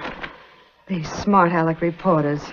The politicos are now predicting that Barney will take it again on the Chinnet election. What does that mean? That he'll be defeated. Just because his beard is 1/4 inch shorter than some Frenchman's? Because it was a silly platform to run on in the first place. But I do feel sorry for him. Oh, I wish I was a man, so I could vote for him. If you were 21, you could vote anyway. I could? In this state. It's one of the very few states where women can vote. This year, for the first time. Oh, dear, but I'm only 15. And Election Day is getting close. It says here that his platform was nothing but a hair mattress.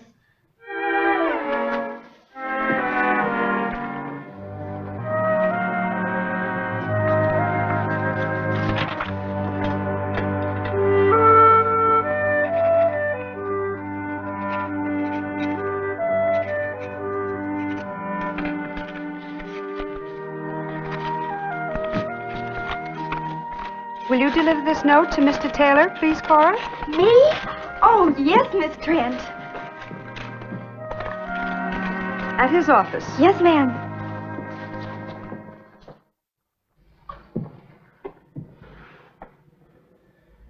Everybody's laughing at me, pointing the finger of derision. I can never show my face in public again. You never have shown it. I'm going to have to move away. What do you mean? Do you want my advice, Barney? Well, yes. Cut it off. Cut it off?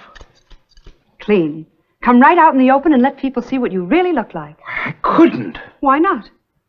Well, it'd be admitting total defeat. This beard is the badge of my campaign. It's the appeal to the virile vote.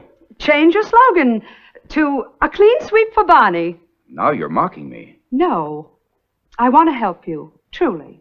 I could never get elected without this beard. Well, it's worth trying. Don't you dare! Barney, you remember the day you sat here in this room and asked me to marry you? Yes, and you rejected me. Just as the voters will reject me on November 7th. You shave off your beard and I'll say yes. Miss Trent. Francis. Is it a bargain? You mean shave it off entirely? Well, if you can't have the longest beard in the world, why have any? I could never grow another one like this. Not at my age. Well, of course, if you prefer the beard to me. You wouldn't settle for a Van Dyke. Not even a mustache. You Delilah.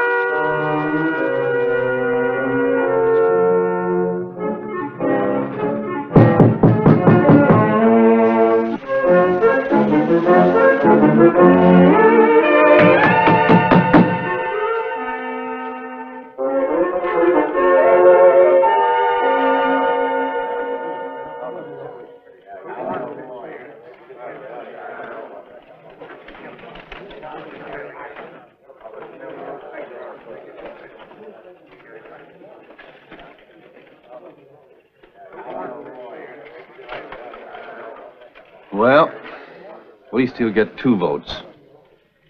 Yours, mine. Yeah. I wouldn't give you a nickel for his chances. What time is it? No. 8:25. Too early to learn the returns. How much easier to look at your watch than when you had to go rummaging through your beard. Well, I still feel rather exposed without the beard. You look 20 years younger. And very handsome. Francis. And another thing, you're not nearly so pompous. Was I pompous? Insufferably. Well, I have nothing to be pompous about now. Except, of course, the one fact. The one bright light in my life at this moment. Who's that? Oh, excuse me. I just wondered if you'd heard yet how the election came out. Not yet. You should be at campaign headquarters when the results are announced. I already know the answer. I'll go with you. Oh, can I go too? Please? If she wants to join the mourners. Oh, goody. I'll get my things.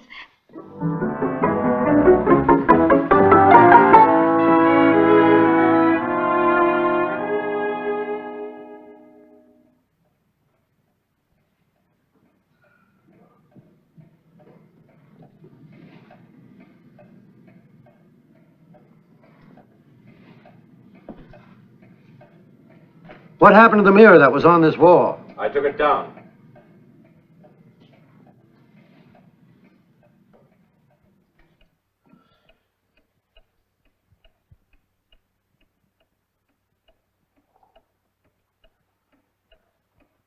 I don't know why it has to take them so long. There was a record turnout this year, I understand, with women voting for the first time.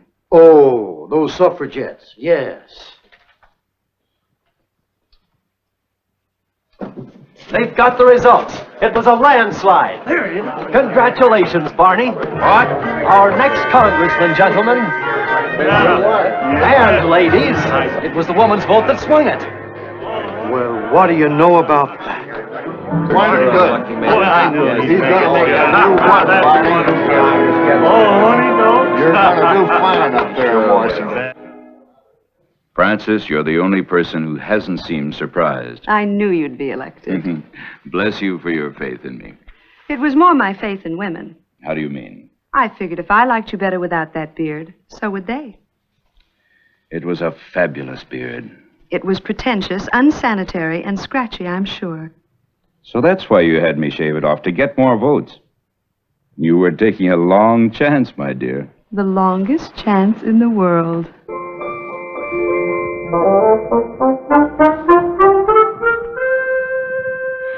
After that story, I wonder, do you think if I shaved off this muff, I'd get more customers among the ladies?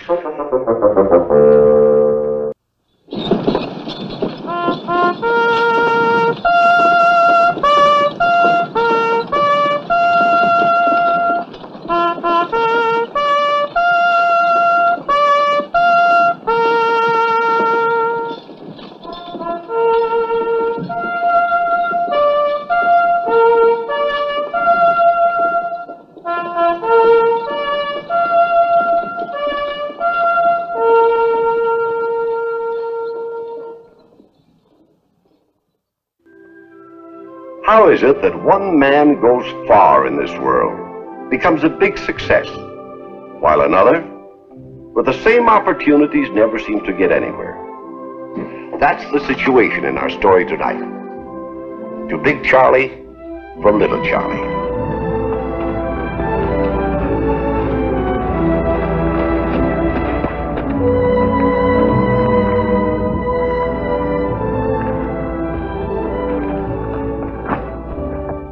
Big Charlie from Little Charlie. Meet me at Saddleback tomorrow morning. Big deal set. Well, good for Little Charlie.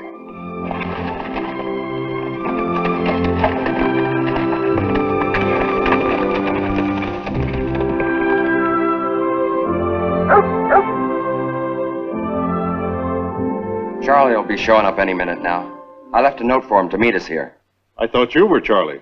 We're both Charlies. He's Big Charlie, I'm Little Charlie. Oh. Look at this belt, Papa. Isn't it stunning? I want it. Well, I'm sorry, miss, but that's not for sale. It says Blue Goat, $50. Well, that's the name of the Indian who pawned it and the amount I loaned him against it. Oh. Well, I'm sure if my father made him an offer, you will, Papa. I'm out here buying a mine, daughter. Not Indian jewelry. Well, I do think the least you can.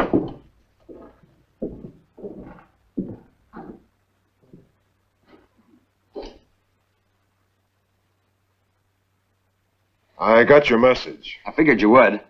Meet Mr. Gates, Charlie Loomis. Spencer Gates, the Gates Mining Syndicate? That's right. It's a pleasure to meet you, sir. And this is my daughter, Consuelo.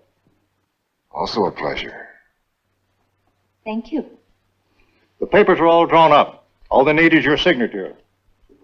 Have you a pen and ink? Sure.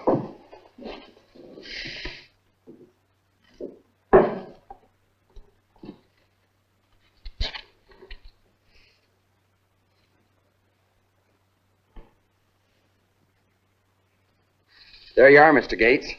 And here are the checks. I made them out separately. $25,000 each.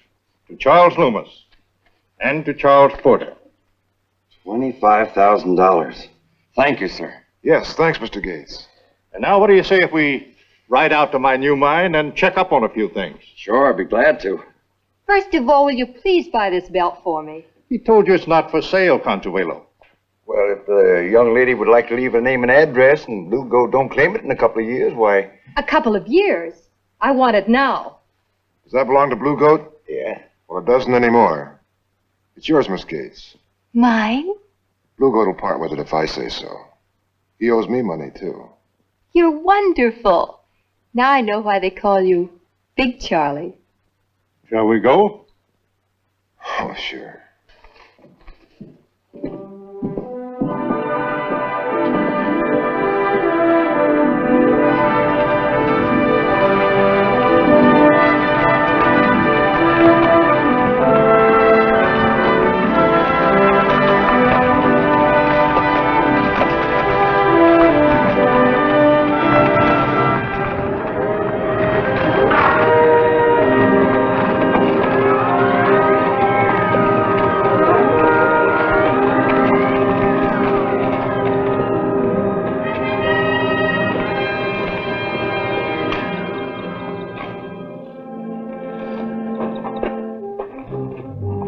Thank you.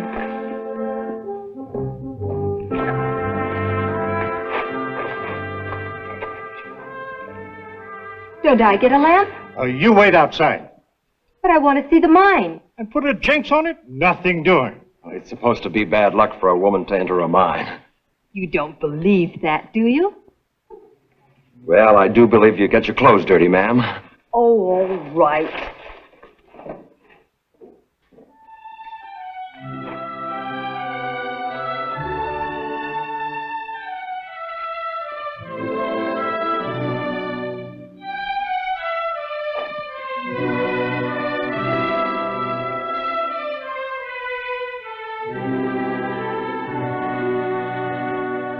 It's going to take a pretty good-sized pump to get that water out of there. Yeah, that rain sure filled it up. And I'll have to sink a vertical shaft for ventilation. Well, I'd say about 200.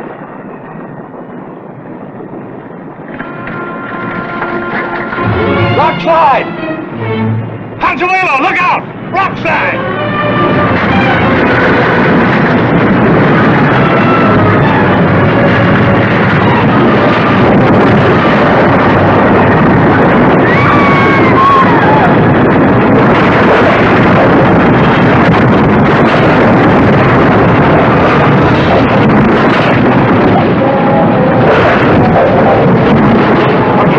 You all right, honey? Oh, I don't see how you ever got there so fast. Me, I couldn't move. No, don't put me down yet. I'm too weak to stand up.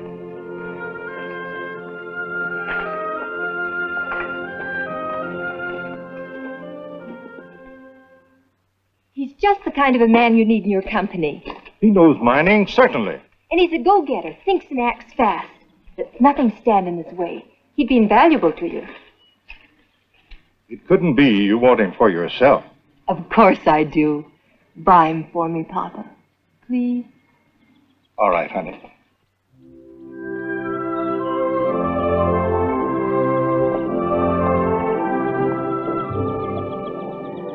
Look, Charlie, there's something I've got to tell you. Yeah? I had a talk with the old man this afternoon, Mr. Gates. He made me a proposition. To represent him out here? To go back east with him. Work in New York. You said yes. It's a chance of a lifetime. Will you be a blame fool if you didn't? I'm glad you feel that way, Charlie. I was afraid... Well, you know, we've been partners for 10 years. I'll get in to do something for you, too, once I'm set. Oh, well, don't bother, Charlie. I'm staying right here. You're not going to keep on prospecting. No, I'm going to do something I've always had a hankering for. I'm going to buy out old Cy Dodge. I'm going to run Saddleback. A trading post? What is there in that? Comfortable living, a home, people.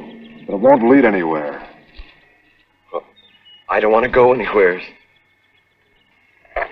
Look, Charlie, I know you're kind of sore at me for walking out on you. Oh, not a bit.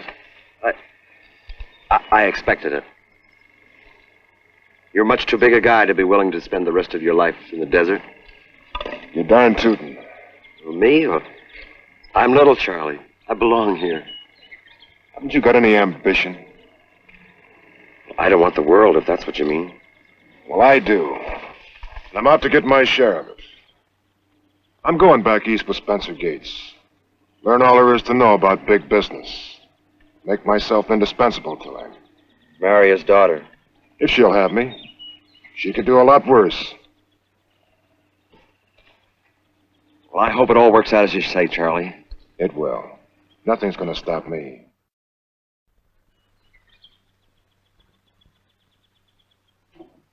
Spencer Gates Lomas behaved like an angel, didn't he? I was petrified I'd drop him. Whoever invented the idea of a father holding a baby at a christening? Better take him up to the nursery, Gibson. He's had enough excitement for one day. Before he goes, I'd like to tell you about my christening present for him. I set up a trust fund in his name. 5,000 shares in the Gates Mining Enterprises. Papa, how sweet of you. 5,000 shares? That's a small fortune. Oh, it isn't every day that a man has a grandson. I suppose if it had been a girl. Oh, I'd have been disappointed, naturally. I've always wanted a son. Sorry. Oh, that's all right. You've given me a good son-in-law to follow in my footsteps. And now, a grandson to follow after him. Spencer Gates Loomis. We'll send him to the School of Mines here at Columbia. Give him all that engineering background, and then when he's ready to come into the office... Oh, stop it! He's only 8 months old, and already you're talking about making a business machine out of him. Well, I won't have it. Consuelo! It's bad enough to be married to a man who thinks of nothing but work. That isn't true, darling. Oh, isn't it? You never have any time for me to do the things I want to do. If you're thinking about the horse show... And the opening night of the opera and the Astor Ball, the most brilliant party given in New York. We've missed them all because you've been too busy to take me.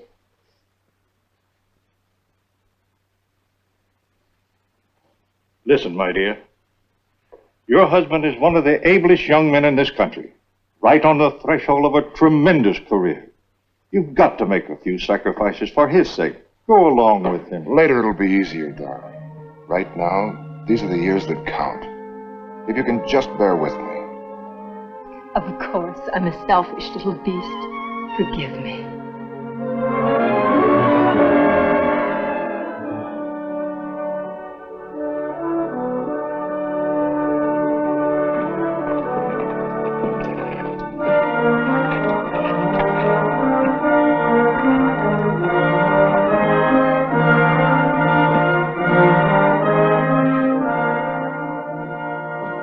How much longer are you going to grub stake that old bindle stiff? Well, Caleb, he'll strike it someday. And if he don't? At least he'll have tried. Charlie, you're a fool, staking all these guys commewing around here. I was a prospector once myself, Casey. Yeah, and you'll be out prospecting again one of these days if you don't watch out. Charlie! Charlie! Come quick! Blue goat dying! Got knife in belly! Who struck him? Me! You! Blue goat eat bad fish, got pain in belly. Swell up so, hard like drum. Me stick 'em, let gas out. Where'd you ever get such a crazy idea? Me see men stick knife in cow that get 'em gas, swell up, work fine. Jerusalem. Some folks think life in the desert is dull.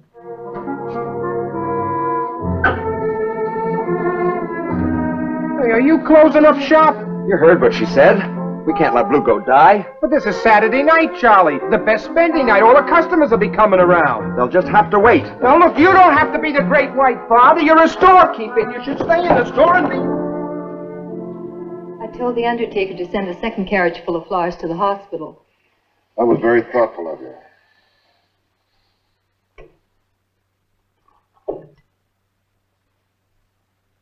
He meant more to me than my own father ever did. He thought as much of you as if you were his own son. You realize this makes you one of the wealthiest heiresses in America? And puts on my shoulders the responsibility of carrying on the vast financial empire that he built. Not just yet. First, we're going to take a good long vacation. Go to Europe together. Europe? For at least 3 months. Consuelo. The children will be all right. They're 8 and 10 now, and Miss Rowlands will be here. I'm not thinking about the children. But I couldn't possibly get away at this time. With all the decisions to be made, your father's estate to settle. That can wait. That shows how little you know about business, my dear. Look, I've been tied down here ever since Dad was taken sick. We've both been under a terrible strain. We need to get away. Later, perhaps. That's what you've been saying for years. Later, later, later. Well, I want to go now. I'm sick and tired of waiting. Use your head, Consuelo. I'm sorry, I didn't mean to snap at you. Oh, Charlie, what makes us quarrel so much? What's happening to us? Guess it's my fault.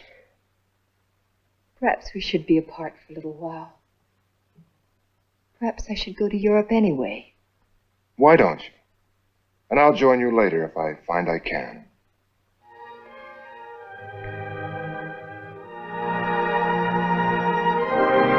I hate to do this to you, Charlie, but I got no choice. Your taxes is way in arrears. If you don't pay up, I'll have to take this place over. That's the law. How much time I got, Sheriff? Well, under the circumstances, I'll extend it to 30 days. Thank you, Sheriff.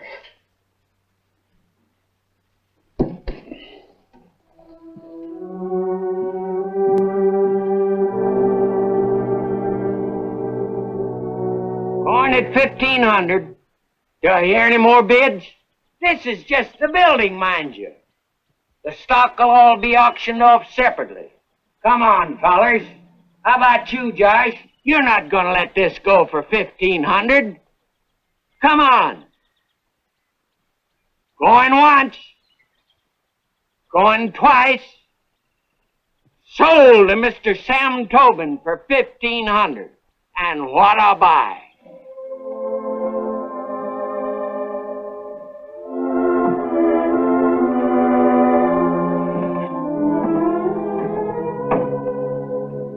You can bet Sam Tobin won't extend credit or close up shop to 10 sick Indians. What are you going to do now, Charlie? Start prospecting again, just like you said.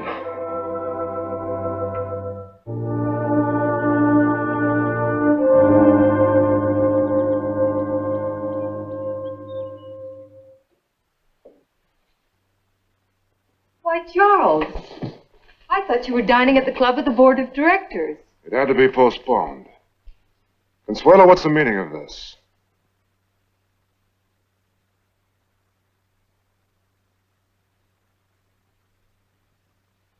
I'll order dinner for you, Charles. I'm going out myself to the opera. I asked you a question. Who is this fellow? It gives his name, doesn't it? Henri de Ferrand. A French count. Yes. I've heard rumors you were receiving attention from some other man, but I didn't believe it. My wife. Well, now you know. I'm amazed at you, Consuelo. I'm planning to marry him, Charles. What? Just as soon as you give me a divorce. Consuelo, have you lost your mind? I've waited over 20 years for a husband that would devote himself to me, Charles. Last I found one. Now I'm going to lead the kind of a life I like. A life of pleasure. Yes. A home in Paris, a villa on the Riviera. Swim, dance, have fun. What does he do for a livelihood? Nothing. But I have enough for us both. I'd be glad to have you keep the house, Charles. You sound as if it were all settled. It is, except for the divorce proceedings. The children can divide their time between us. They're practically grown up anyway. And what about me? There's Henri now. Aren't you giving any thought to me? You still have your business, which is what you were wedded to anyway. I didn't know you could be so hard, Consuelo. What do you think has made me so?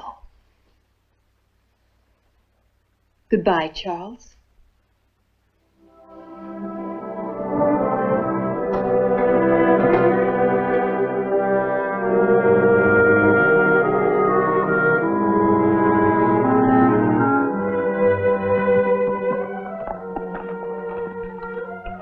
Hello, Sheriff.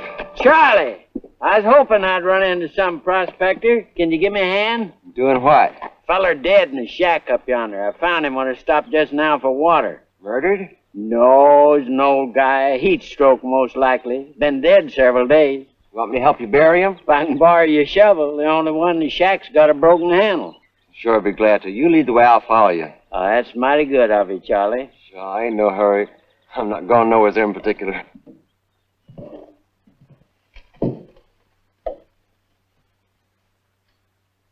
Why, it's Caleb Peters. You know him? I grub-staked him for years. Lost track of him after I gave up Saddleback. Poor old guy. Has he got any kin? Not that I know of. There may be something in the way of letters which will tell us.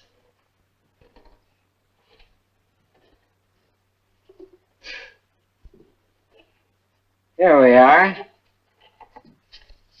Last will and testament. Charlie. He's left everything to you.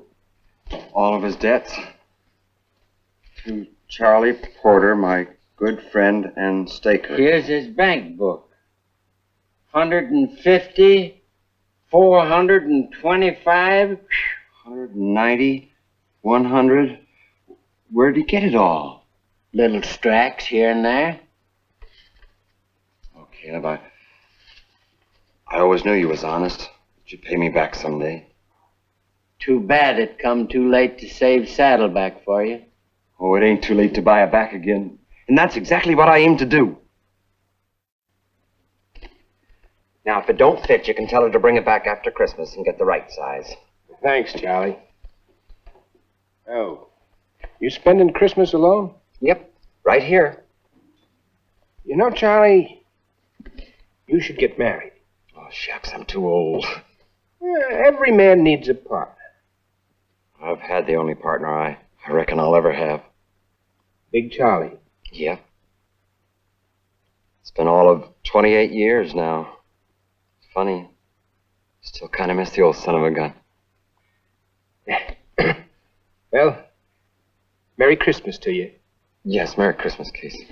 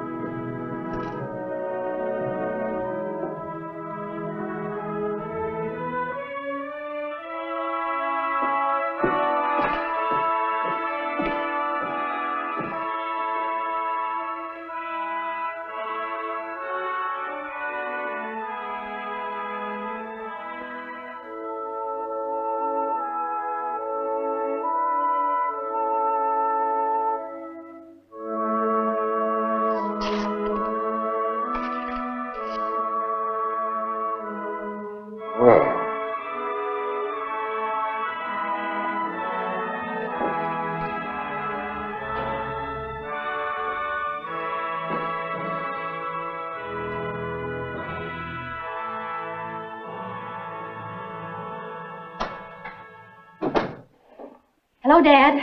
Ah, Connie. Good evening, Grandpapa. I've been racing to get my Christmas shopping done. Well, you still have a week. Oh, but I haven't. I'm leaving day after tomorrow. Leaving? I've had the most wonderful invitation, Father. You know the Mortimers? Well, they're opening up their house in Stockbridge for the holidays. All our crowd is invited for a real old-fashioned Christmas. And you're going? Oh, I can't wait. I knew you wouldn't mind. I mean, Christmas doesn't mean a thing to you. You're not the sentimental type. Of course not.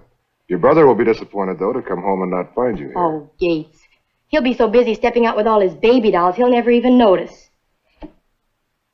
Paul Roger. Seems to me you're pretty popular yourself. Just the usual from business friends. Just listen to him. The big tycoon. Well, I must fly. I'm going to dinner at Delmonico's.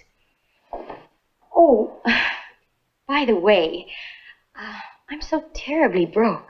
I'll have a check made out. Thank you, Dad. You're the most practical parent.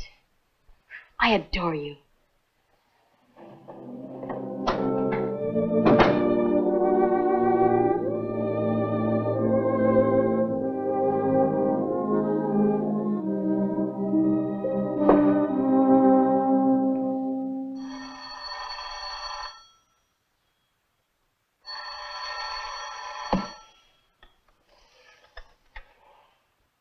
Hello?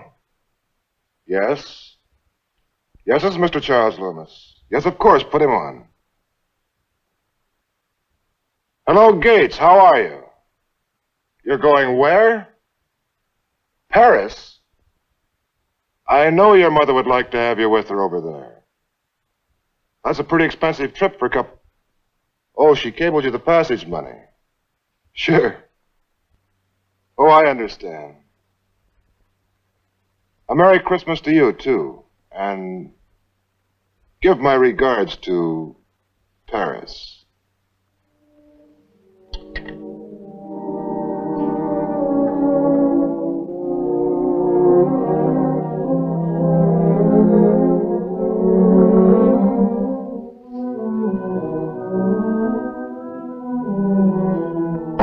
By George, it's exactly what I'll do.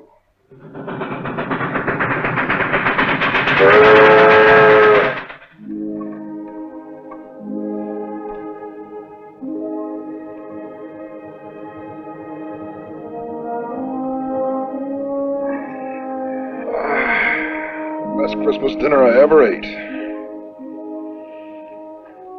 This country never changes, does it? Same sand, same smell of sagebrush, same everlasting silence. Yep. It's only the men that's different. You're not different, Charlie. You're just the same fella you were 28 years ago. Still no ambition. Now tell me, if you could start all over again, go back to that day we camped here in '85. I reckon I'd live my life the same way. It suited me. What about you? Oh, I suppose I'd do the same, in spite of everything. I couldn't help myself. It's in the stars what we're to be. No, it's in ourselves. You're born to be big, or you're born to be little. And when all's said and done, who's to judge which is the better life?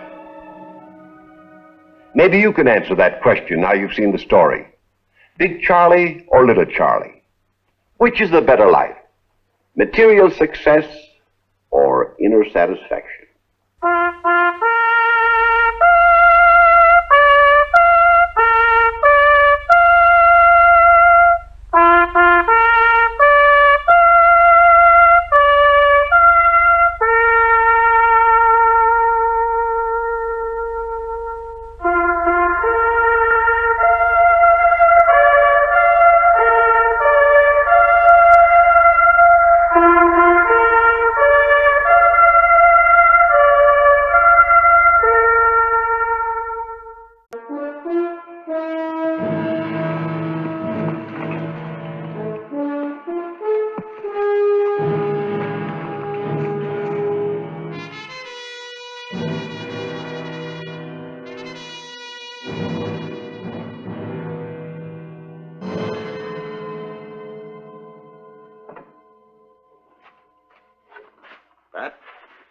Good to see you, Virgil. Thanks for coming. What's this all about? And why'd you have me meet you way out here? I didn't want anyone in town to see me with Virgil Earp. I've got a real problem, and I need help. Now, let me explain. This is a map of Bell Springs. It's out on the open and has a vantage point for miles around. Some call it Robber's Roost. Every road agent, cutthroat, and outlaw in these parts is holed up here from time to time. Who's the top man up there? It's not a man, a woman. Belle Wilgus. She's smart and she's rough. Well, why not get a posse big enough to raid it? Be like fish in a barrel. They keep a sentry posted round the clock. One signal from him and they'd be waiting for us. Well, where do I fit into this? The Wells Fargo office was hit recently. The man who did it was a loner. One of my men killed him a couple of days after the robbery. Now, nobody knows we got him. From what we found on him, his name was Bill Martin from Missouri. Now, me and my men, our faces are known in these parts. But you, nobody knows you. Now, this Martin was headed in the direction of Bell Springs. So I become Bill Martin. I'm not going to mince words with you, Virgil. If we can get a man in there, get rid of their sentry, and get a signal, just a small fire, it's a rotten job. And if you turn me down, it won't change things between us. The name is Martin. Bill Martin from Missouri. Now, this is the money from the Wells Fargo job, just as we took it from Martin. You better take this, too. Silk. Martin's. Yes, he wore it around his neck under his shirt. Sort of a trademark. Oh, this might create the wrong impression up there.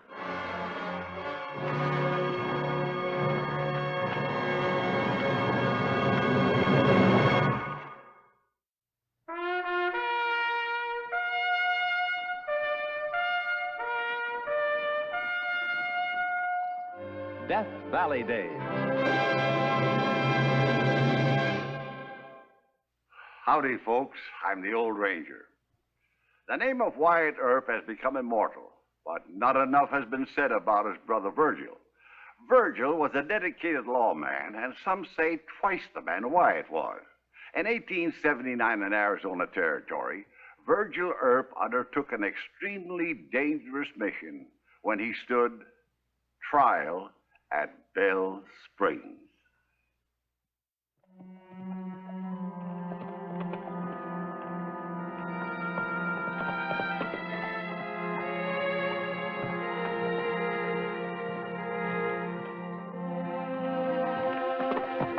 All right, hold it. Now, you just take your left hand and drop your gun belt.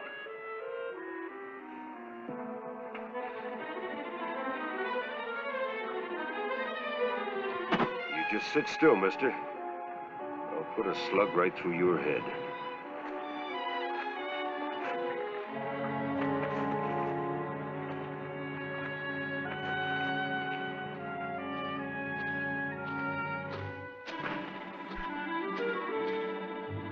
What are you doing around here? I'm looking for a place they call Bell Springs. Maybe you found it. Maybe it's unlucky for you, too.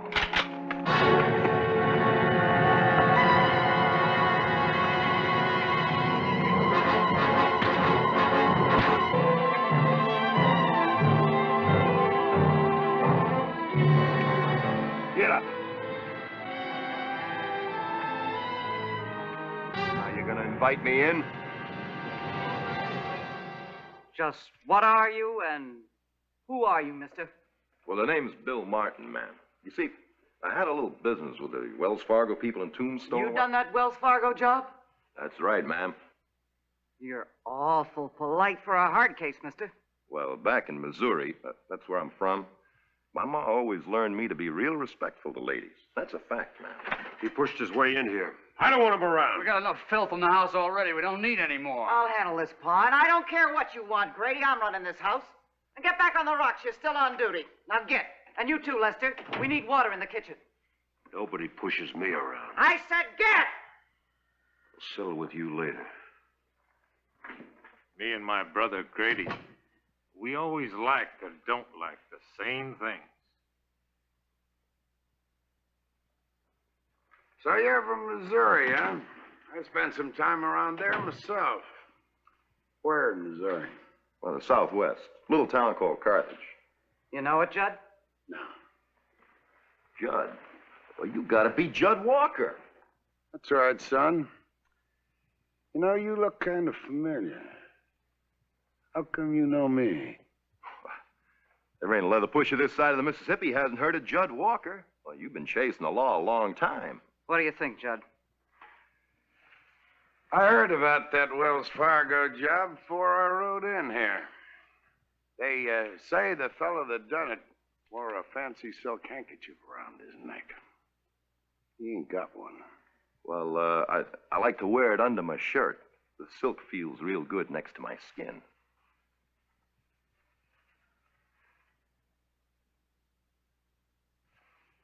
All right, you're in. Just follow the rules. Keep your nose clean. You can stay as long as you want. The tab's $5 a day, room and grub.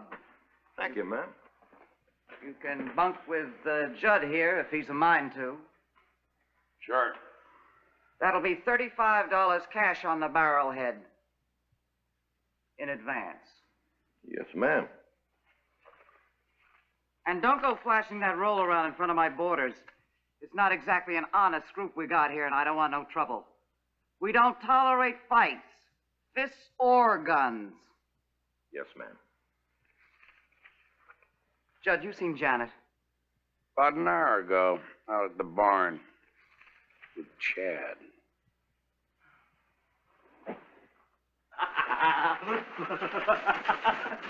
Oh, don't go running off, honey girl. Sometimes you're not a very nice man, Charlie. You love it.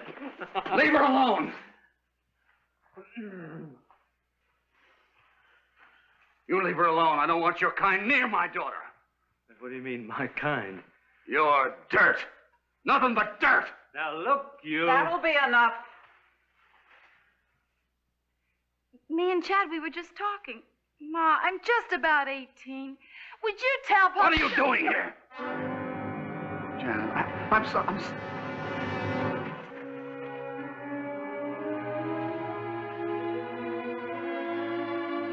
You shouldn't have done that, Pa. I had to bring these devils into our house. I'll see my daughter dead before I let one of them call her his woman.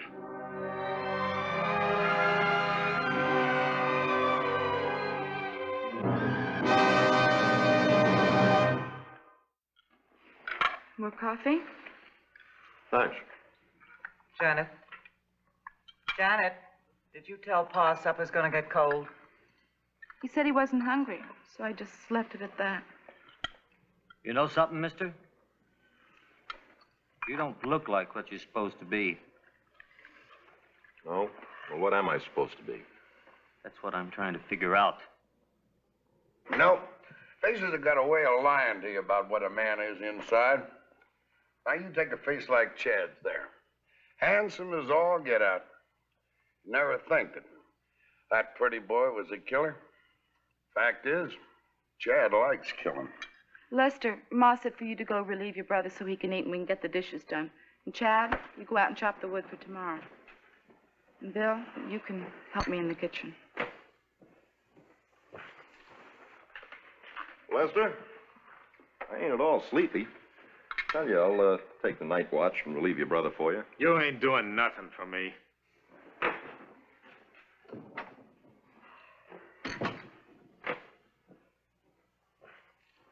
Looks like the boys don't take kindly to you at all, Mr. Martin. Why don't you eat? I lost my appetite. Don't you see what's happening, Belle? These men, these outlaws. Janet finds them, I don't know, exciting. Her eyes light up when they talk of robbing and thieving and running from the law. Just can't go on much longer, for Janet's sake. I don't know why I ever let you talk me into running a place like this anyway. We're as guilty as the worst of the ones we give shelter to. I ain't made for living the other side of the law. Did the law protect us when you got shot? Did they offer to save the farm when they knew you couldn't work it any longer? They knew you was an innocent bystander in the bank when it was held up. They didn't offer to help, did they? We've been through this all 1,000 times the last 8 years. I'm telling you, Bill, it ain't going on much longer. Janet's got to get rid of men like Chad Hayden, or he'll turn her into trash like himself.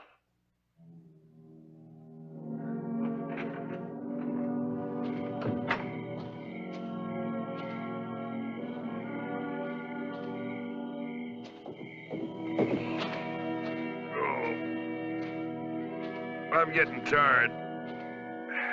You better turn in first. You'll never get to sleep once I get to sawing wood. I snore pretty loud. You go ahead. I'm used to snoring. I got a brother who's a champ. Well, remember I warned you.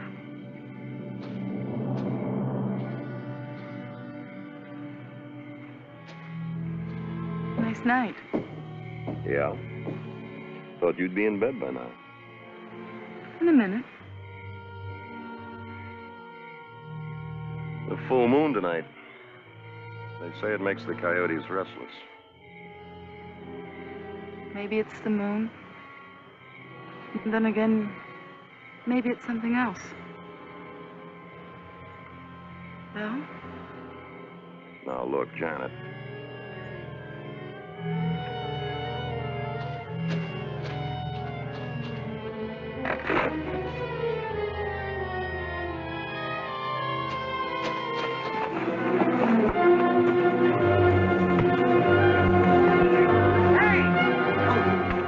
Stop that! Both of you! That's one of the first rules, no fighting. You know that, Chad. I caught that saddlebound trying to make love to Janet. Like two dogs fighting over a... Why didn't you let them kill each other? There's been nothing but trouble ever since you got here, Martin. I'm ordering you out of here tomorrow. That goes for you too, Chad. Now, everybody get to bed.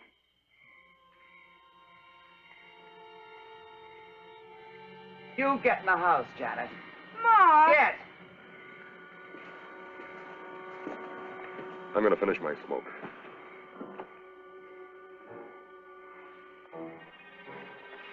Remember, you get out of here tomorrow morning.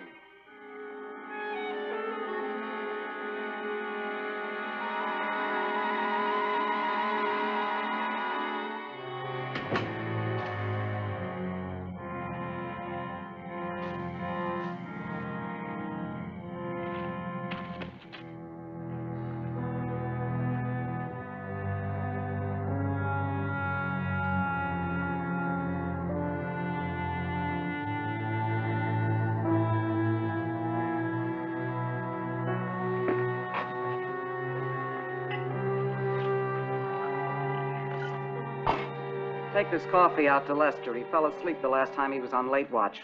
Did his brother take it to him? Grady just got off watch. He's gone to bed. Now take it to him.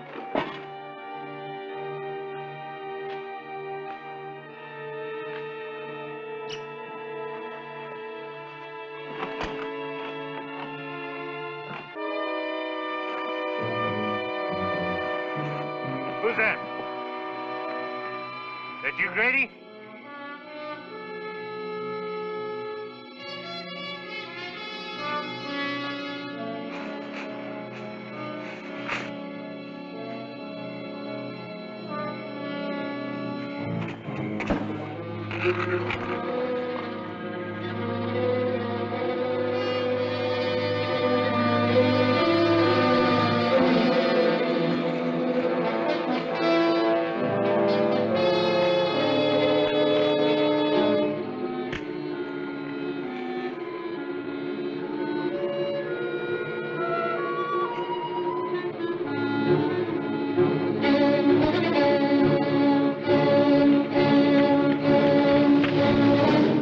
Hey, Les, brought you some coffee.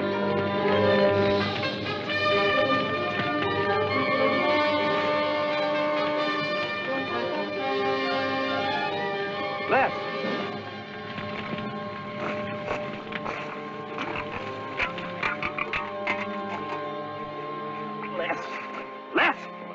Les! Who hit you? Who hit you? Who started that fire? Les? Who started that fire?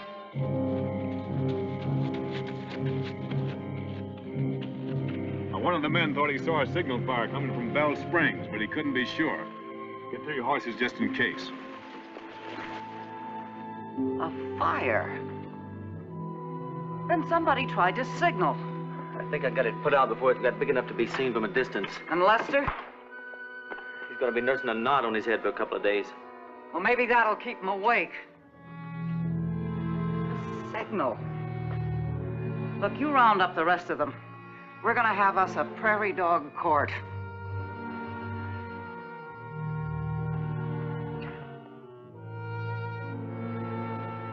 Janet, I'm pulling out of here tonight. Heading for the border. You want to go with me?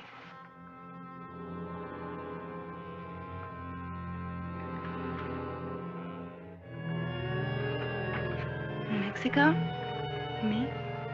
I got enough dinero to last us a year. Buy you all kind of pretty things. We can really live in style down there. Show you places. Just you and me, honey girl. We can really live it up. I don't know, Chad. Now, what do you want to do? Rot out the rest of your life here? Now, you come with me and we'll really live it up. What do you say? All right.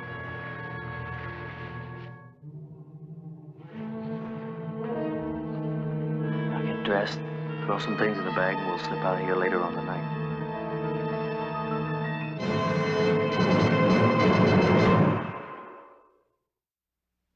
Now let's look this over again. Judd here said he was in his room sleeping.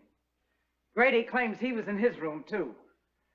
Martin was having a smoke on the porch. And Lester was standing sentry duty. Now, one of you's lying. One of you clobbered Lester and started that fire.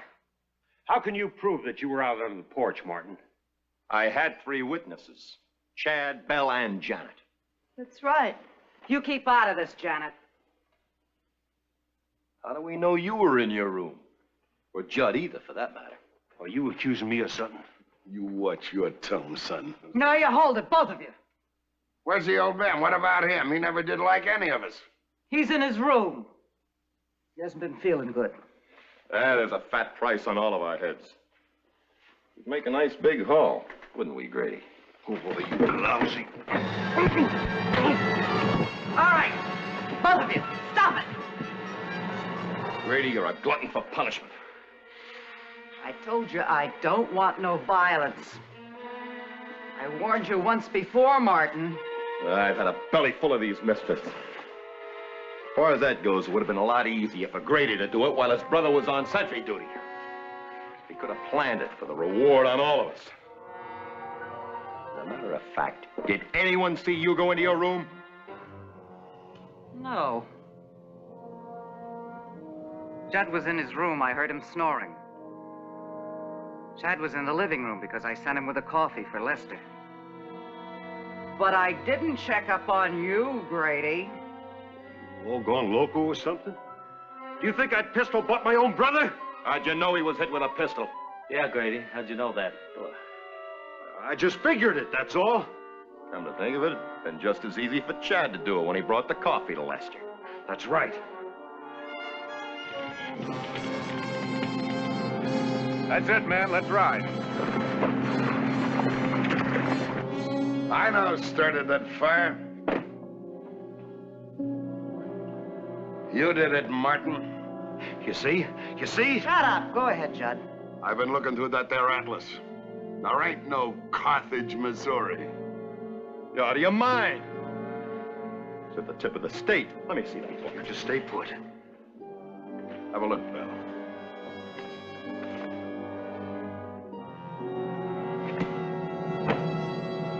Judd's right. There ain't no Carthage, Missouri. Let me give it to him, Belle. No, you keep out of this.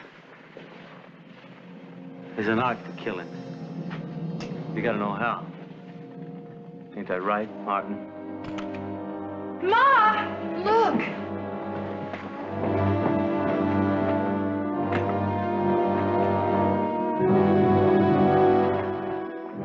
Another fire. Now, do you still think it was me? But who? We're all here. Pa.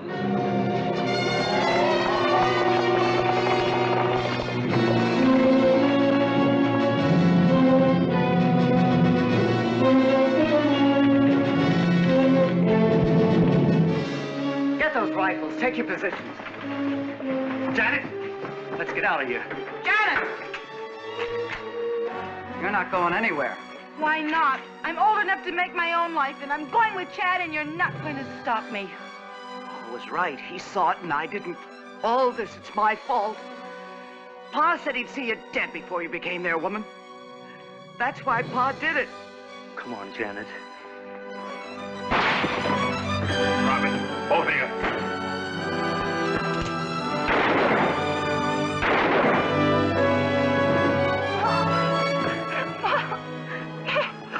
I'm sorry. I'm sorry. You listen to your Pa, child. He knows what's right. I'm sorry too, Janet.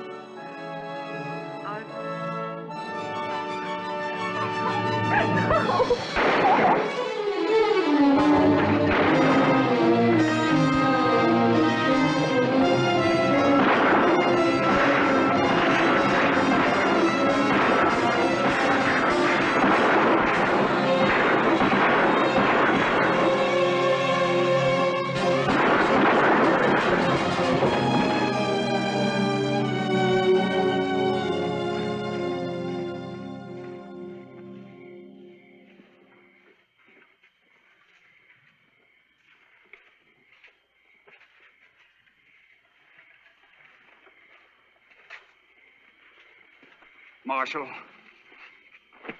my wife wasn't always like what she became these last 8 years.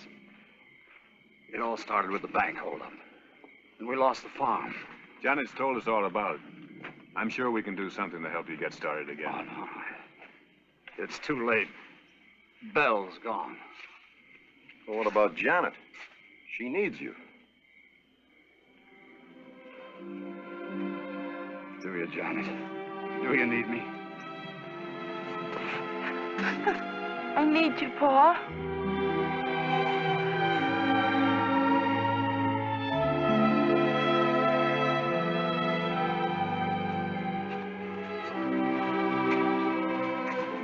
Well, I guess you can give me my badge back now. Just who are you anyway, mister? I'm a United States Marshal. Name's Virgil Earp. Oh, by the way, Judd, there is a Carthage in Missouri. Towns have a way of springing up fast nowadays.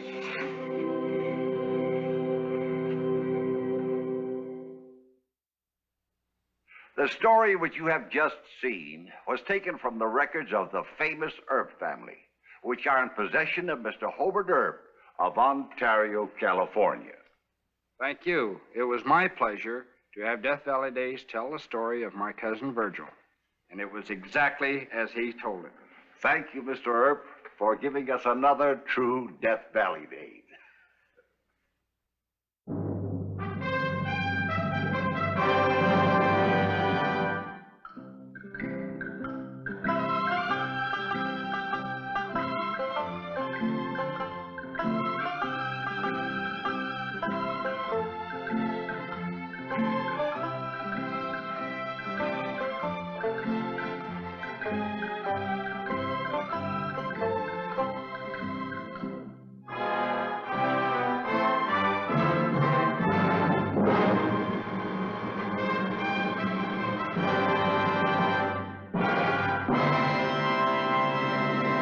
Spicy থাকবে না plane থাকবে এরকম? এটা প্লেনই থাকবে।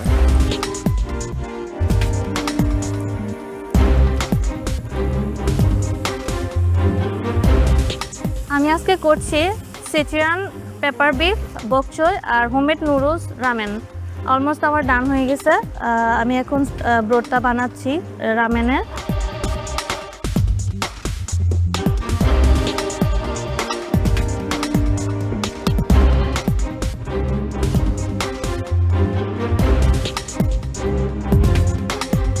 আমি হচ্ছে teriyaki chicken করতেছি, সাথে হচ্ছে গার্লিক ব্রোকলি অ্যান্ড এটা হচ্ছে যাবে হচ্ছে বাউয়ের সাথে বাউবান।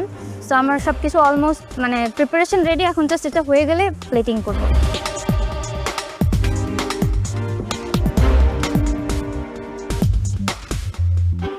আমার আজকের রেসিপি ছিল roasted tomato and cheese stuff crispy chicken breast with mushroom risotto.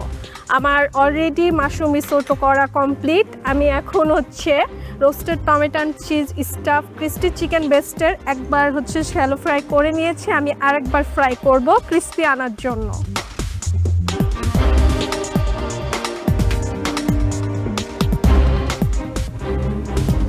আজকে আমার ডিশ ছিল প্রন বিস্ক, আর সাথে আমি সার্ভ করবো হচ্ছে গিয়ে প্রন বল দিয়ে, আর আমার হোমমেড ব্রেড যেটা সেটার সব কিছু শেষ হয়ে গেছে। আশা করি এই টাইমের মধ্যে আমি কমপ্লিট করতে পারবো।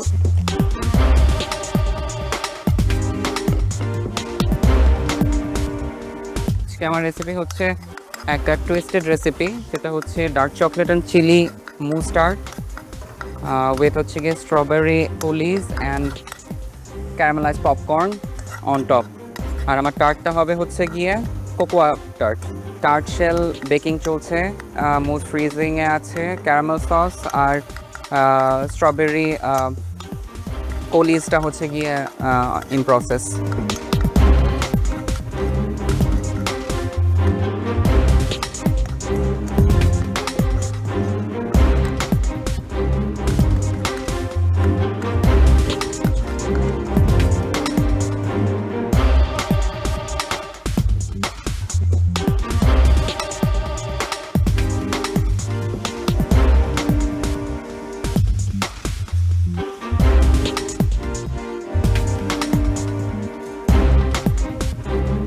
ডার্টসান বানাচ্ছি আর ওখানে আমার অ্যাপেল পাই রেডি আর ওভেনে আমার পাই আছে আর আমার একটা কম্পোট রেডি হয়েছে। এটা এখন জাস্ট এটা আমি ফ্রাই করে কম্পোটে ডিপ করব। সো এটা তো জাস্ট ডার্টসানটা হচ্ছে right, and then what's the plan, মানে এটাকে অরেঞ্জ হানি কিভাবে? অরেঞ্জ হানি সস বানিয়েছি, সসে আমি ডিপ করে দিই জাস্ট।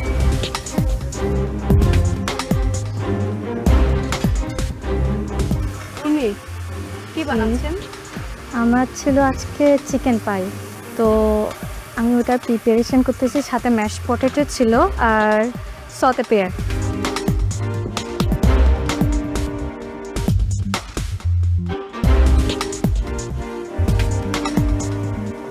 আমি মোজারেলা যে উপরে টপিং সসটা যাবে ওইটা রেডি করে ফেলেছি, আর ডিপটাও রেডি করে ফেলেছি। নাচোস আমার হয়ে গেছে। নাচোস ডান? জি, ওকে। সুন্দর, খুব সুন্দর হচ্ছে। এই প্লেন থাকবে নাকি?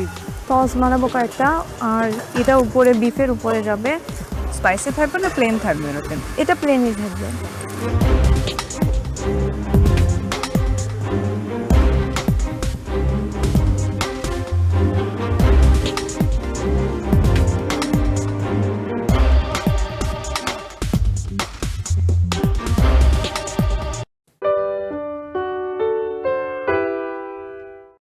আমি আজকে বানিয়েছি ফিশ পায়লা।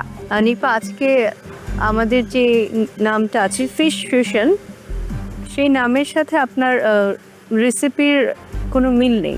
আমি ডেফিনেটলি বল মাছ এই স্টাইলে রান্না করার ট্রাই করব ইন দ্য ফিউচার। এবার আমন্ত্রণ জানাচ্ছি ঢাকার প্রতিযোগী নিপাকে। নিপা, আপনার রেসিপি নিয়ে চলে আসুন।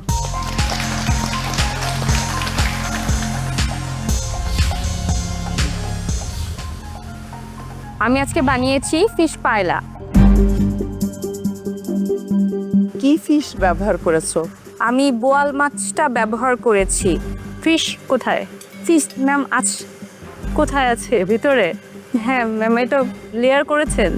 লেয়ার করিনি, এভাবে আর কি দিয়ে দিয়েছি। ট্যাঙ্গি সসটা কি করে করেছেন? ট্যাঙ্গি সসটা আমি অরেঞ্জ, চেরি, মানে সুগার অ্যান্ড হচ্ছে হালকা একটু সয়া সস, ভিনেগার অ্যান্ড হচ্ছে রোস্টেড টমেটো দিয়ে করেছি। এটাও কি মেন্টর বলে দিয়েছিল সসের কাটিং? মেন্টর, হ্যাঁ আমার মেন্টর আমাকে বলেছে যে একটা মানে এটাকে ইনহ্যান্স করার জন্য একটা ট্যাঙ্গি টাইপসের সস রাখলে ভালো হবে। আপনার মেন্টর নাদিয়া নাতাশা? জি। নাদিয়া নাতাশা আপু, আপনি কি ট্যাঙ্গি সস করতে বলেছিলেন? আমি যখন ওকে বুঝিয়েছিলাম যে এটা এরকম একটা ফুল মিল, সে বলেছিল আমি একটা সস করতে চাই এর সাথে, আমি কি করতে পারবো? তা আমি বলেছিলাম এটার সাথে বেসিক্যালি সস সার্ভ করার দরকার নাই, কিন্তু সে বলছে আমি একটা সস করতে চাই এবং সেটা একটু সুইট বা ক্রিমি। তখন আমি বললাম যেহেতু আপনি করতেই চাচ্ছেন, যদি করেন, যেহেতু ফিশ, আপনি একটা লেমন বেস কোনো কিছু দিতে পারেন। কিন্তু সসটা মজা হয়েছে। ইনিশিয়ালি সে বলেছিল যে এটার সাথে সস যায় না, and she is right. The সসটা আপনি করেছেন, that is your choice. By itself সসটা খেতে মজা, প্লেটিংটা আমার পছন্দ হয়নি। I think it's very messy, right? চ্যালেঞ্জটা ছিল আজকে ফিশ ফিউশন। পায়রাতে ফিশ খুঁজে পাওয়া যাচ্ছে না, you have to really look into it. সসটা yes it helps রাইসের সাথে খেতে, বাট সসটা ছাড়া যদি আমি খাই, পায়রাতে কোনো সিগনিফিকেন্ট কোনো ফ্লেভার্স নাই। নিপা, আজকে আমাদের যে নামটা আছে ফিশ ফিউশন, সেই নামের সাথে আপনার রেসিপির কোনো মিল নেই। কস্টিং আপনার ওভারঅল ঠিক আছে 542 করে আপনি এই প্লেটটা সেল করছেন কস্টিং ইজ ওকে বাট এটা আপনি 542 তে সেল করতে পারবেন না রিয়েল লাইফে thank you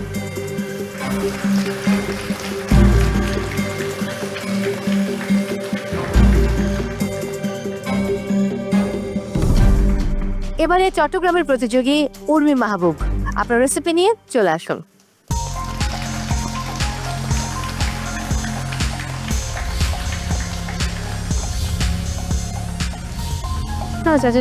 hello hi Peruvian একটা কুইজিন পেরিহো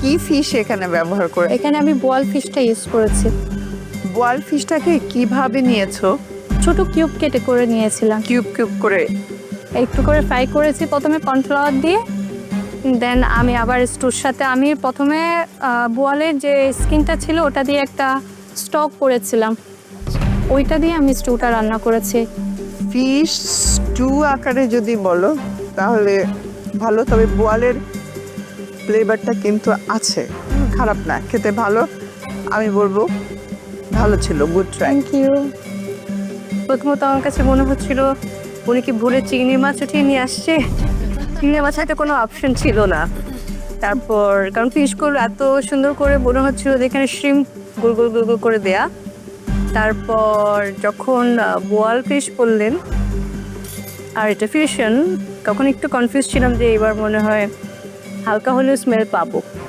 তো মুখে দিয়ে বোয়াল ফিশ মনেই হয়নি আমার কাছে যা মনে হচ্ছে ডিফারেন্ট কোনো ফিশ খুবই ভালো খুবই মজার সেই সাথে আপনার ব্রেডের সাথে যে আপনার গার্লিক একটা অয়েল মনে হয় করেছেন garlic butter oil kind of garlic ব্রেডের মতনই লাগছিল ওটার সাথে যখন মিক্স করে খাচ্ছি সো ইটস রিয়েলি নাইস শুরু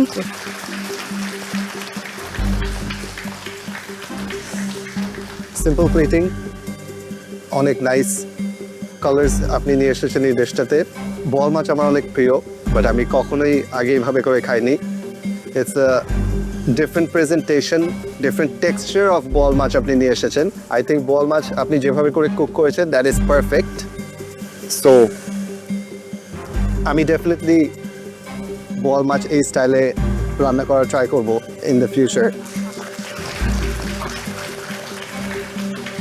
কস্টিংটা ঠিক হয়নি এটা আপনার খরচ প্রফেশনাল কিচেনে কাজ করা হয়েছে না অ্যাকচুয়ালি এখনো করা হয়নি প্রফেশনাল কিচেনে আপনি যখন কস্টিং করবেন every dish has to be ×3 এভাবেই শেখানো হয়েছিল রাইট আপনি নিজের ইচ্ছা একটা প্রাইস দিয়ে দিবেন আপনার বাকি খরচ কোথা থেকে আসবে ইটস নট অনলি অ্যাবাউট এই খাবারটা বানাতে আমার কত টাকা লেগেছে এটা আমি খাবারের উপর একটু প্রফিট ধরে সেল করে দিলাম অন্যান্য যা কস্ট আছে আপনার সেগুলো তো এই ফুডের ভিতরেই আসতে হবে রেস্টুরেন্ট পার্সপেক্টিভে রাইট সো কস্টিংটা হয়নি ভুল থ্যাংক ইউ উর্মি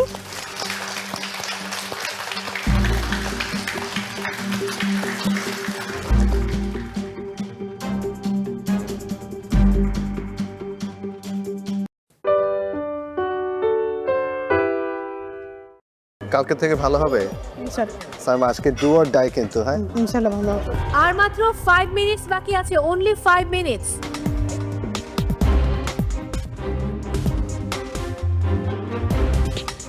সাইমা কি অবস্থা আজকে আমি পাতুরি করেছি নাইস ইলিশ মাছ আর কচু দিয়ে আর একটা ক্রিস্প করেছি ওই মান কচুটা দিয়ে কালকে থেকে ভালো হবে ইনশাআল্লাহ সাইমা আজকে ডু অর ডাই কিন্তু হ্যাঁ ইনশাআল্লাহ ভালো হবে থ্যাংক ইউ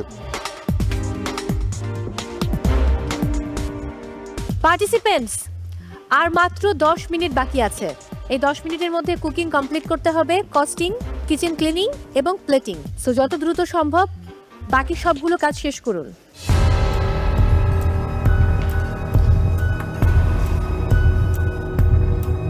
আজকে কনফিডেন্ট মনে হচ্ছে সবাইকে সাইমা আর লাকি আজকে তাদের ডিফারেন্সেস মানিয়ে নিয়ে একসাথে মোটামুটি ভালোই কাজ করতেছে নিশাতে কাউন্টার দেখলাম একটা বিফের ডিশ করতেছে আজকে কিন্তু নিশাতের টিম আর আপনার জানের টিম নেক টু নেক অলমোস্ট সেম রেসিপি চিংড়ি দিয়ে কচুর ডগা দিয়ে একটা কারি টাইপ করতেছে, green in colour, almost same.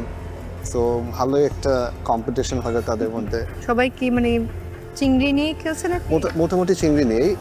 নাশিতারা একটা চিকেনের ডিশ করতেছে, আর নিশাদদের দেখলাম একটা বিফের ডিশ করতেছে। প্রেশার কুকারের ভিতরে দেখতে পাই না ভিতরে কি অবস্থা, বাট বিফ দিয়ে তারা রেসিপি করতেছে।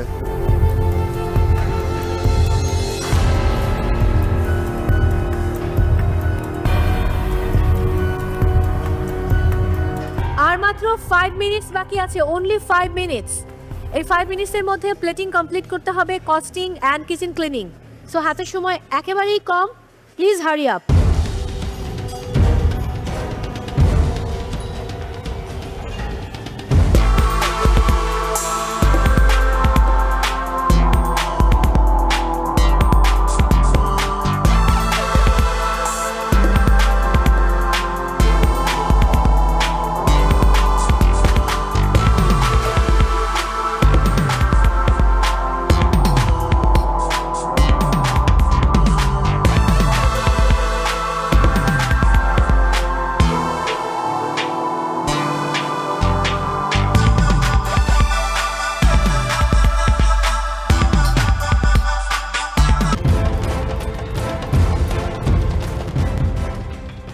ওকে, কাউন্টডাউন দিচ্ছি।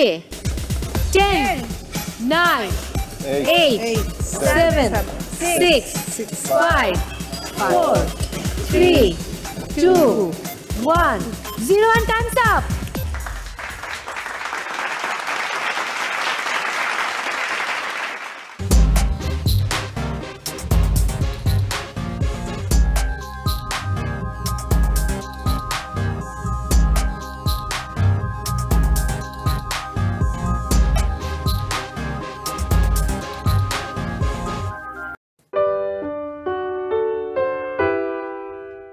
প্লেটিং এর আইডিয়া অলরেডি চিন্তা করা আছে। হ্যাঁ, এখন জাস্ট এটা হয়ে গেলে প্লেটিংটা করে দিই। 14 মিনিট বাকি। কস্টিং শুরু করে দাও। কস্টিং হয়নি, প্লেটিংটা পরে কস্টিংটা শেষ করে তুলব। আমি জাস্ট এখন ক্লিন করছি যতটুকু ম্যাচ।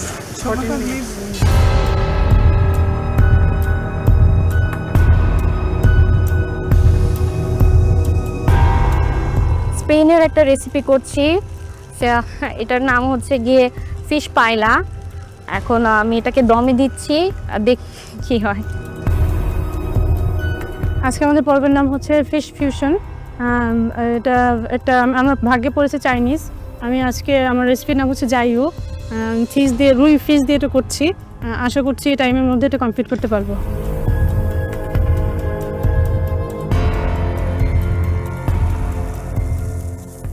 আজকে আমি করছি মেক্সিকোর একটা ডিশ, পেসকাডো আলা ওয়ারকুজানা। আজকে আমি ফার্স্ট টাইম মেক্সিকান কোনো ডিশ করছি, তারপর ফিশ দিয়ে ফিউশন। আজকে আমার রেসিপি ছিল ফ্রেঞ্চ কুইজিন। তো দেশি মাসে ফ্রেঞ্চ কুইজিনের কোনো একটা ডিশ আমাকে করতে হচ্ছে। আমি আমার মেন ডিশ হিসেবে রাখছি হচ্ছে ফ্রেঞ্চ বিস্ক স্যুপ, সেটা হচ্ছে বল দিয়ে করতেছি আমি, বল পিস দিয়ে। আমার স্যুপ মোটামুটি হয়ে গেছে, আমি জাস্ট একটু টেস্ট করে এটা নামাই ফেলবো। আমার অলরেডি আমি এটা রোল ভাজবো আর হচ্ছে টোস্ট রেডি করবো, that's it.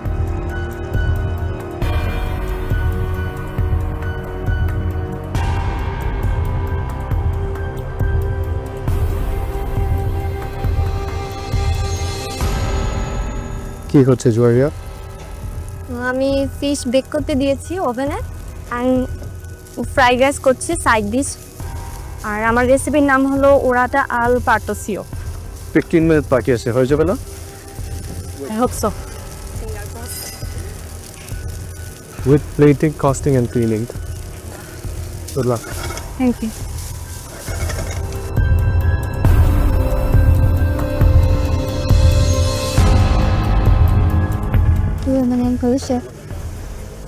Thai cuisine.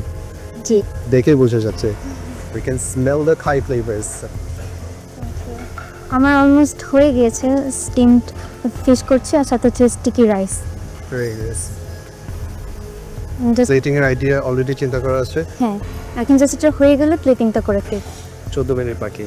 Costing শুরু করে দাও। কস্টিং হয়নি, প্লেটিংটা পরে কস্টিংটা শেষ করে তুলব। আমি জাস্ট এখন ক্লিন করছি যতটুকু ম্যাচ। মানে প্লেটিংটা করো, পাশাপাশি চিনি, কস্টিং তারপরে।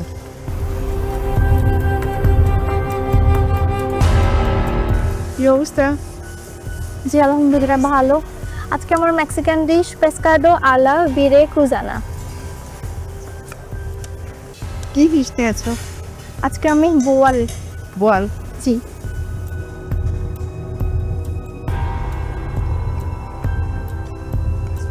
জি জি।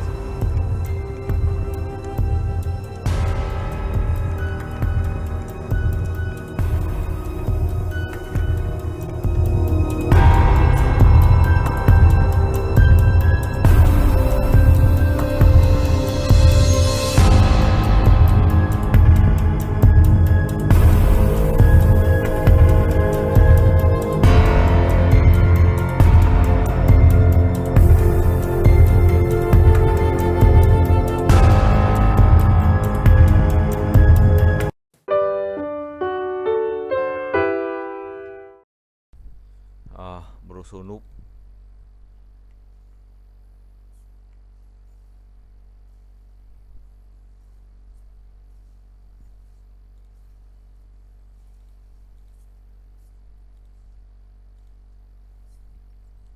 Súng núp điên.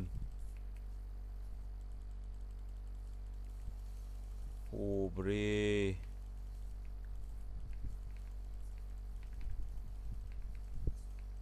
À, cái gì? Không mở được à? À, không mở được cái xu ạ, cay thế.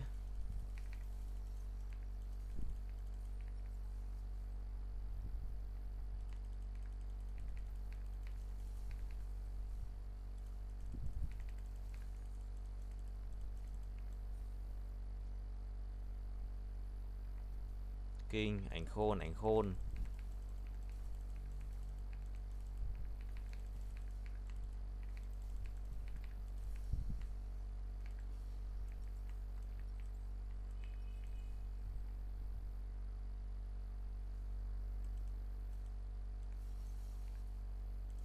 Hay.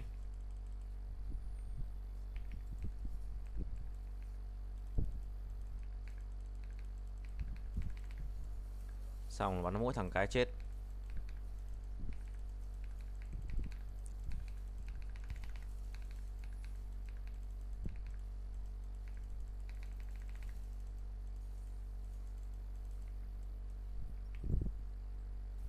GG guys, bro số khỏe.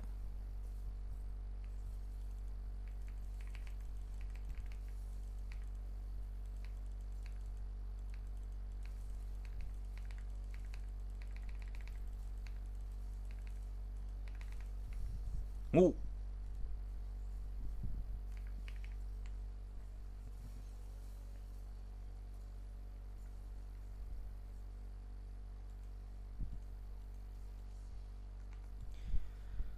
Hai.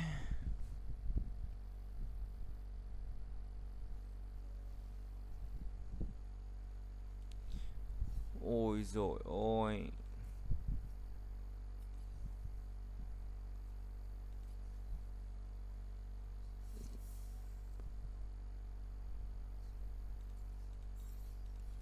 Let me top.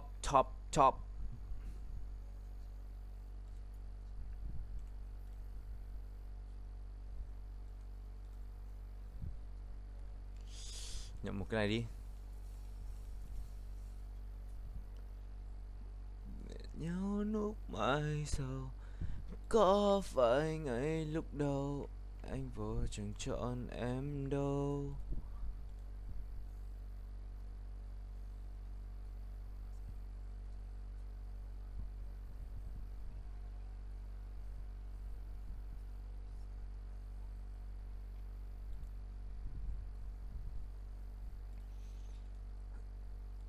Xin lỗi mọi đã ngửi Phương Nhi nha.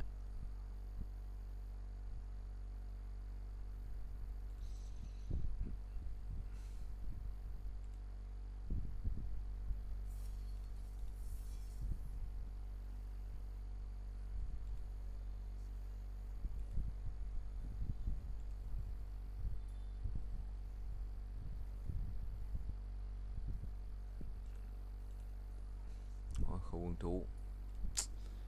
I used to hứng thú nhưng mà thôi nhé. Con gái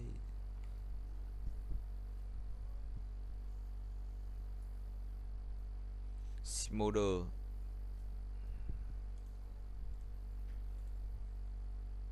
Thắng hay thua xem nào. Thắng à? Ai à, kinh.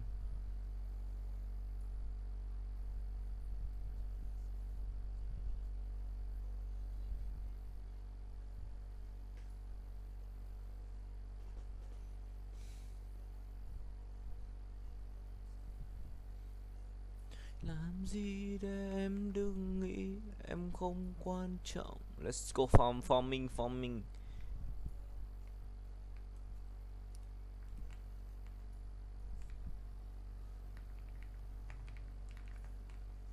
Chả nói lời.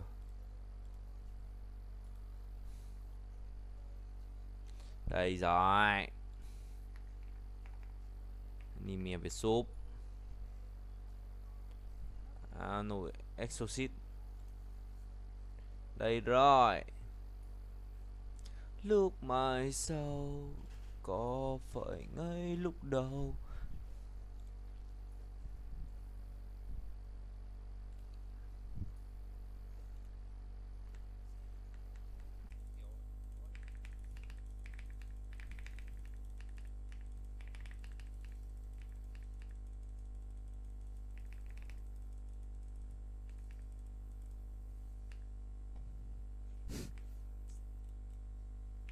Ngủ điên.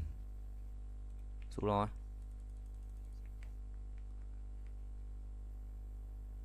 Chán đấy, không chắc chán đấy. Đánh hay đẹp trai, ok bro. Không biết danh này gặp nó không, danh này khó gặp lại lắm mấy thằng này. Đêm nay cô đơn à.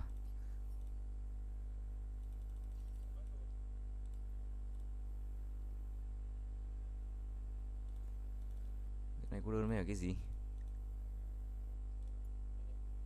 Đánh hay đẹp trai à? Mấy thằng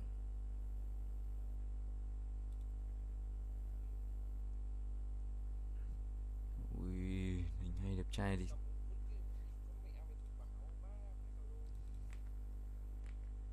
Ngủ như lợn nè.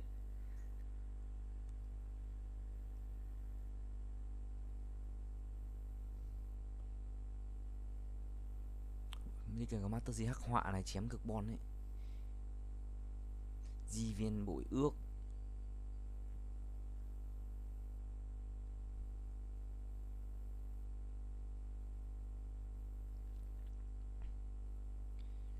Két Sedin.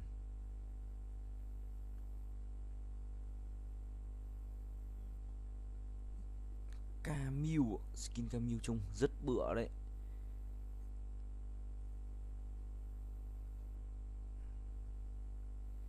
Dì 4 ma sứ.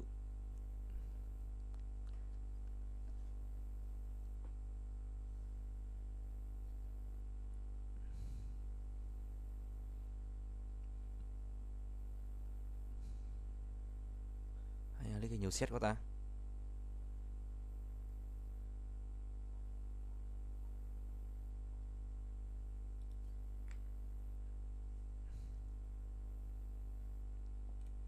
Ôi Louis Brie.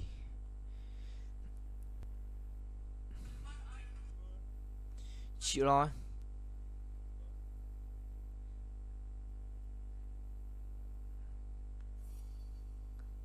Đây rồi.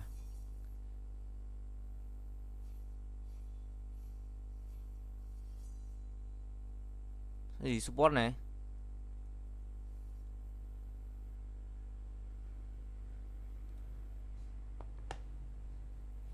Chịu rồi, đi support thì chịu rồi, buồn đấy. Khó hiểu, game autofill ngu vậy cứt.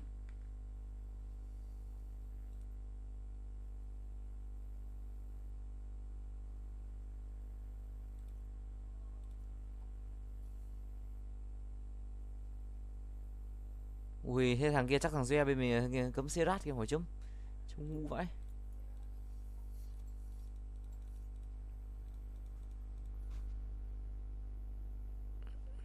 Tôi biết chưa bạn, bị kia luôn.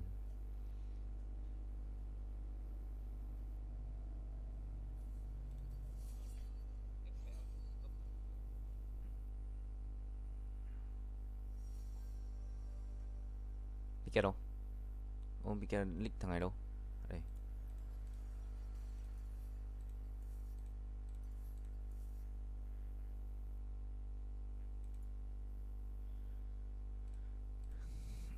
Đang ngủ say còn anh thì vẫn mang nỗi nhớ em trong đêm thật dài.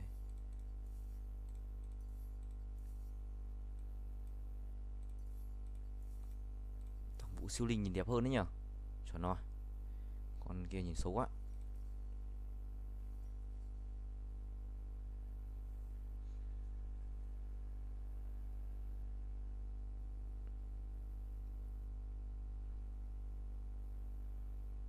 Ta mất nhau thật rồi em ơi.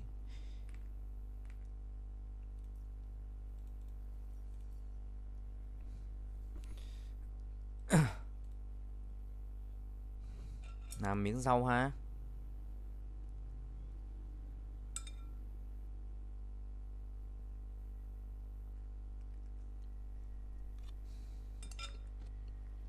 Ngon.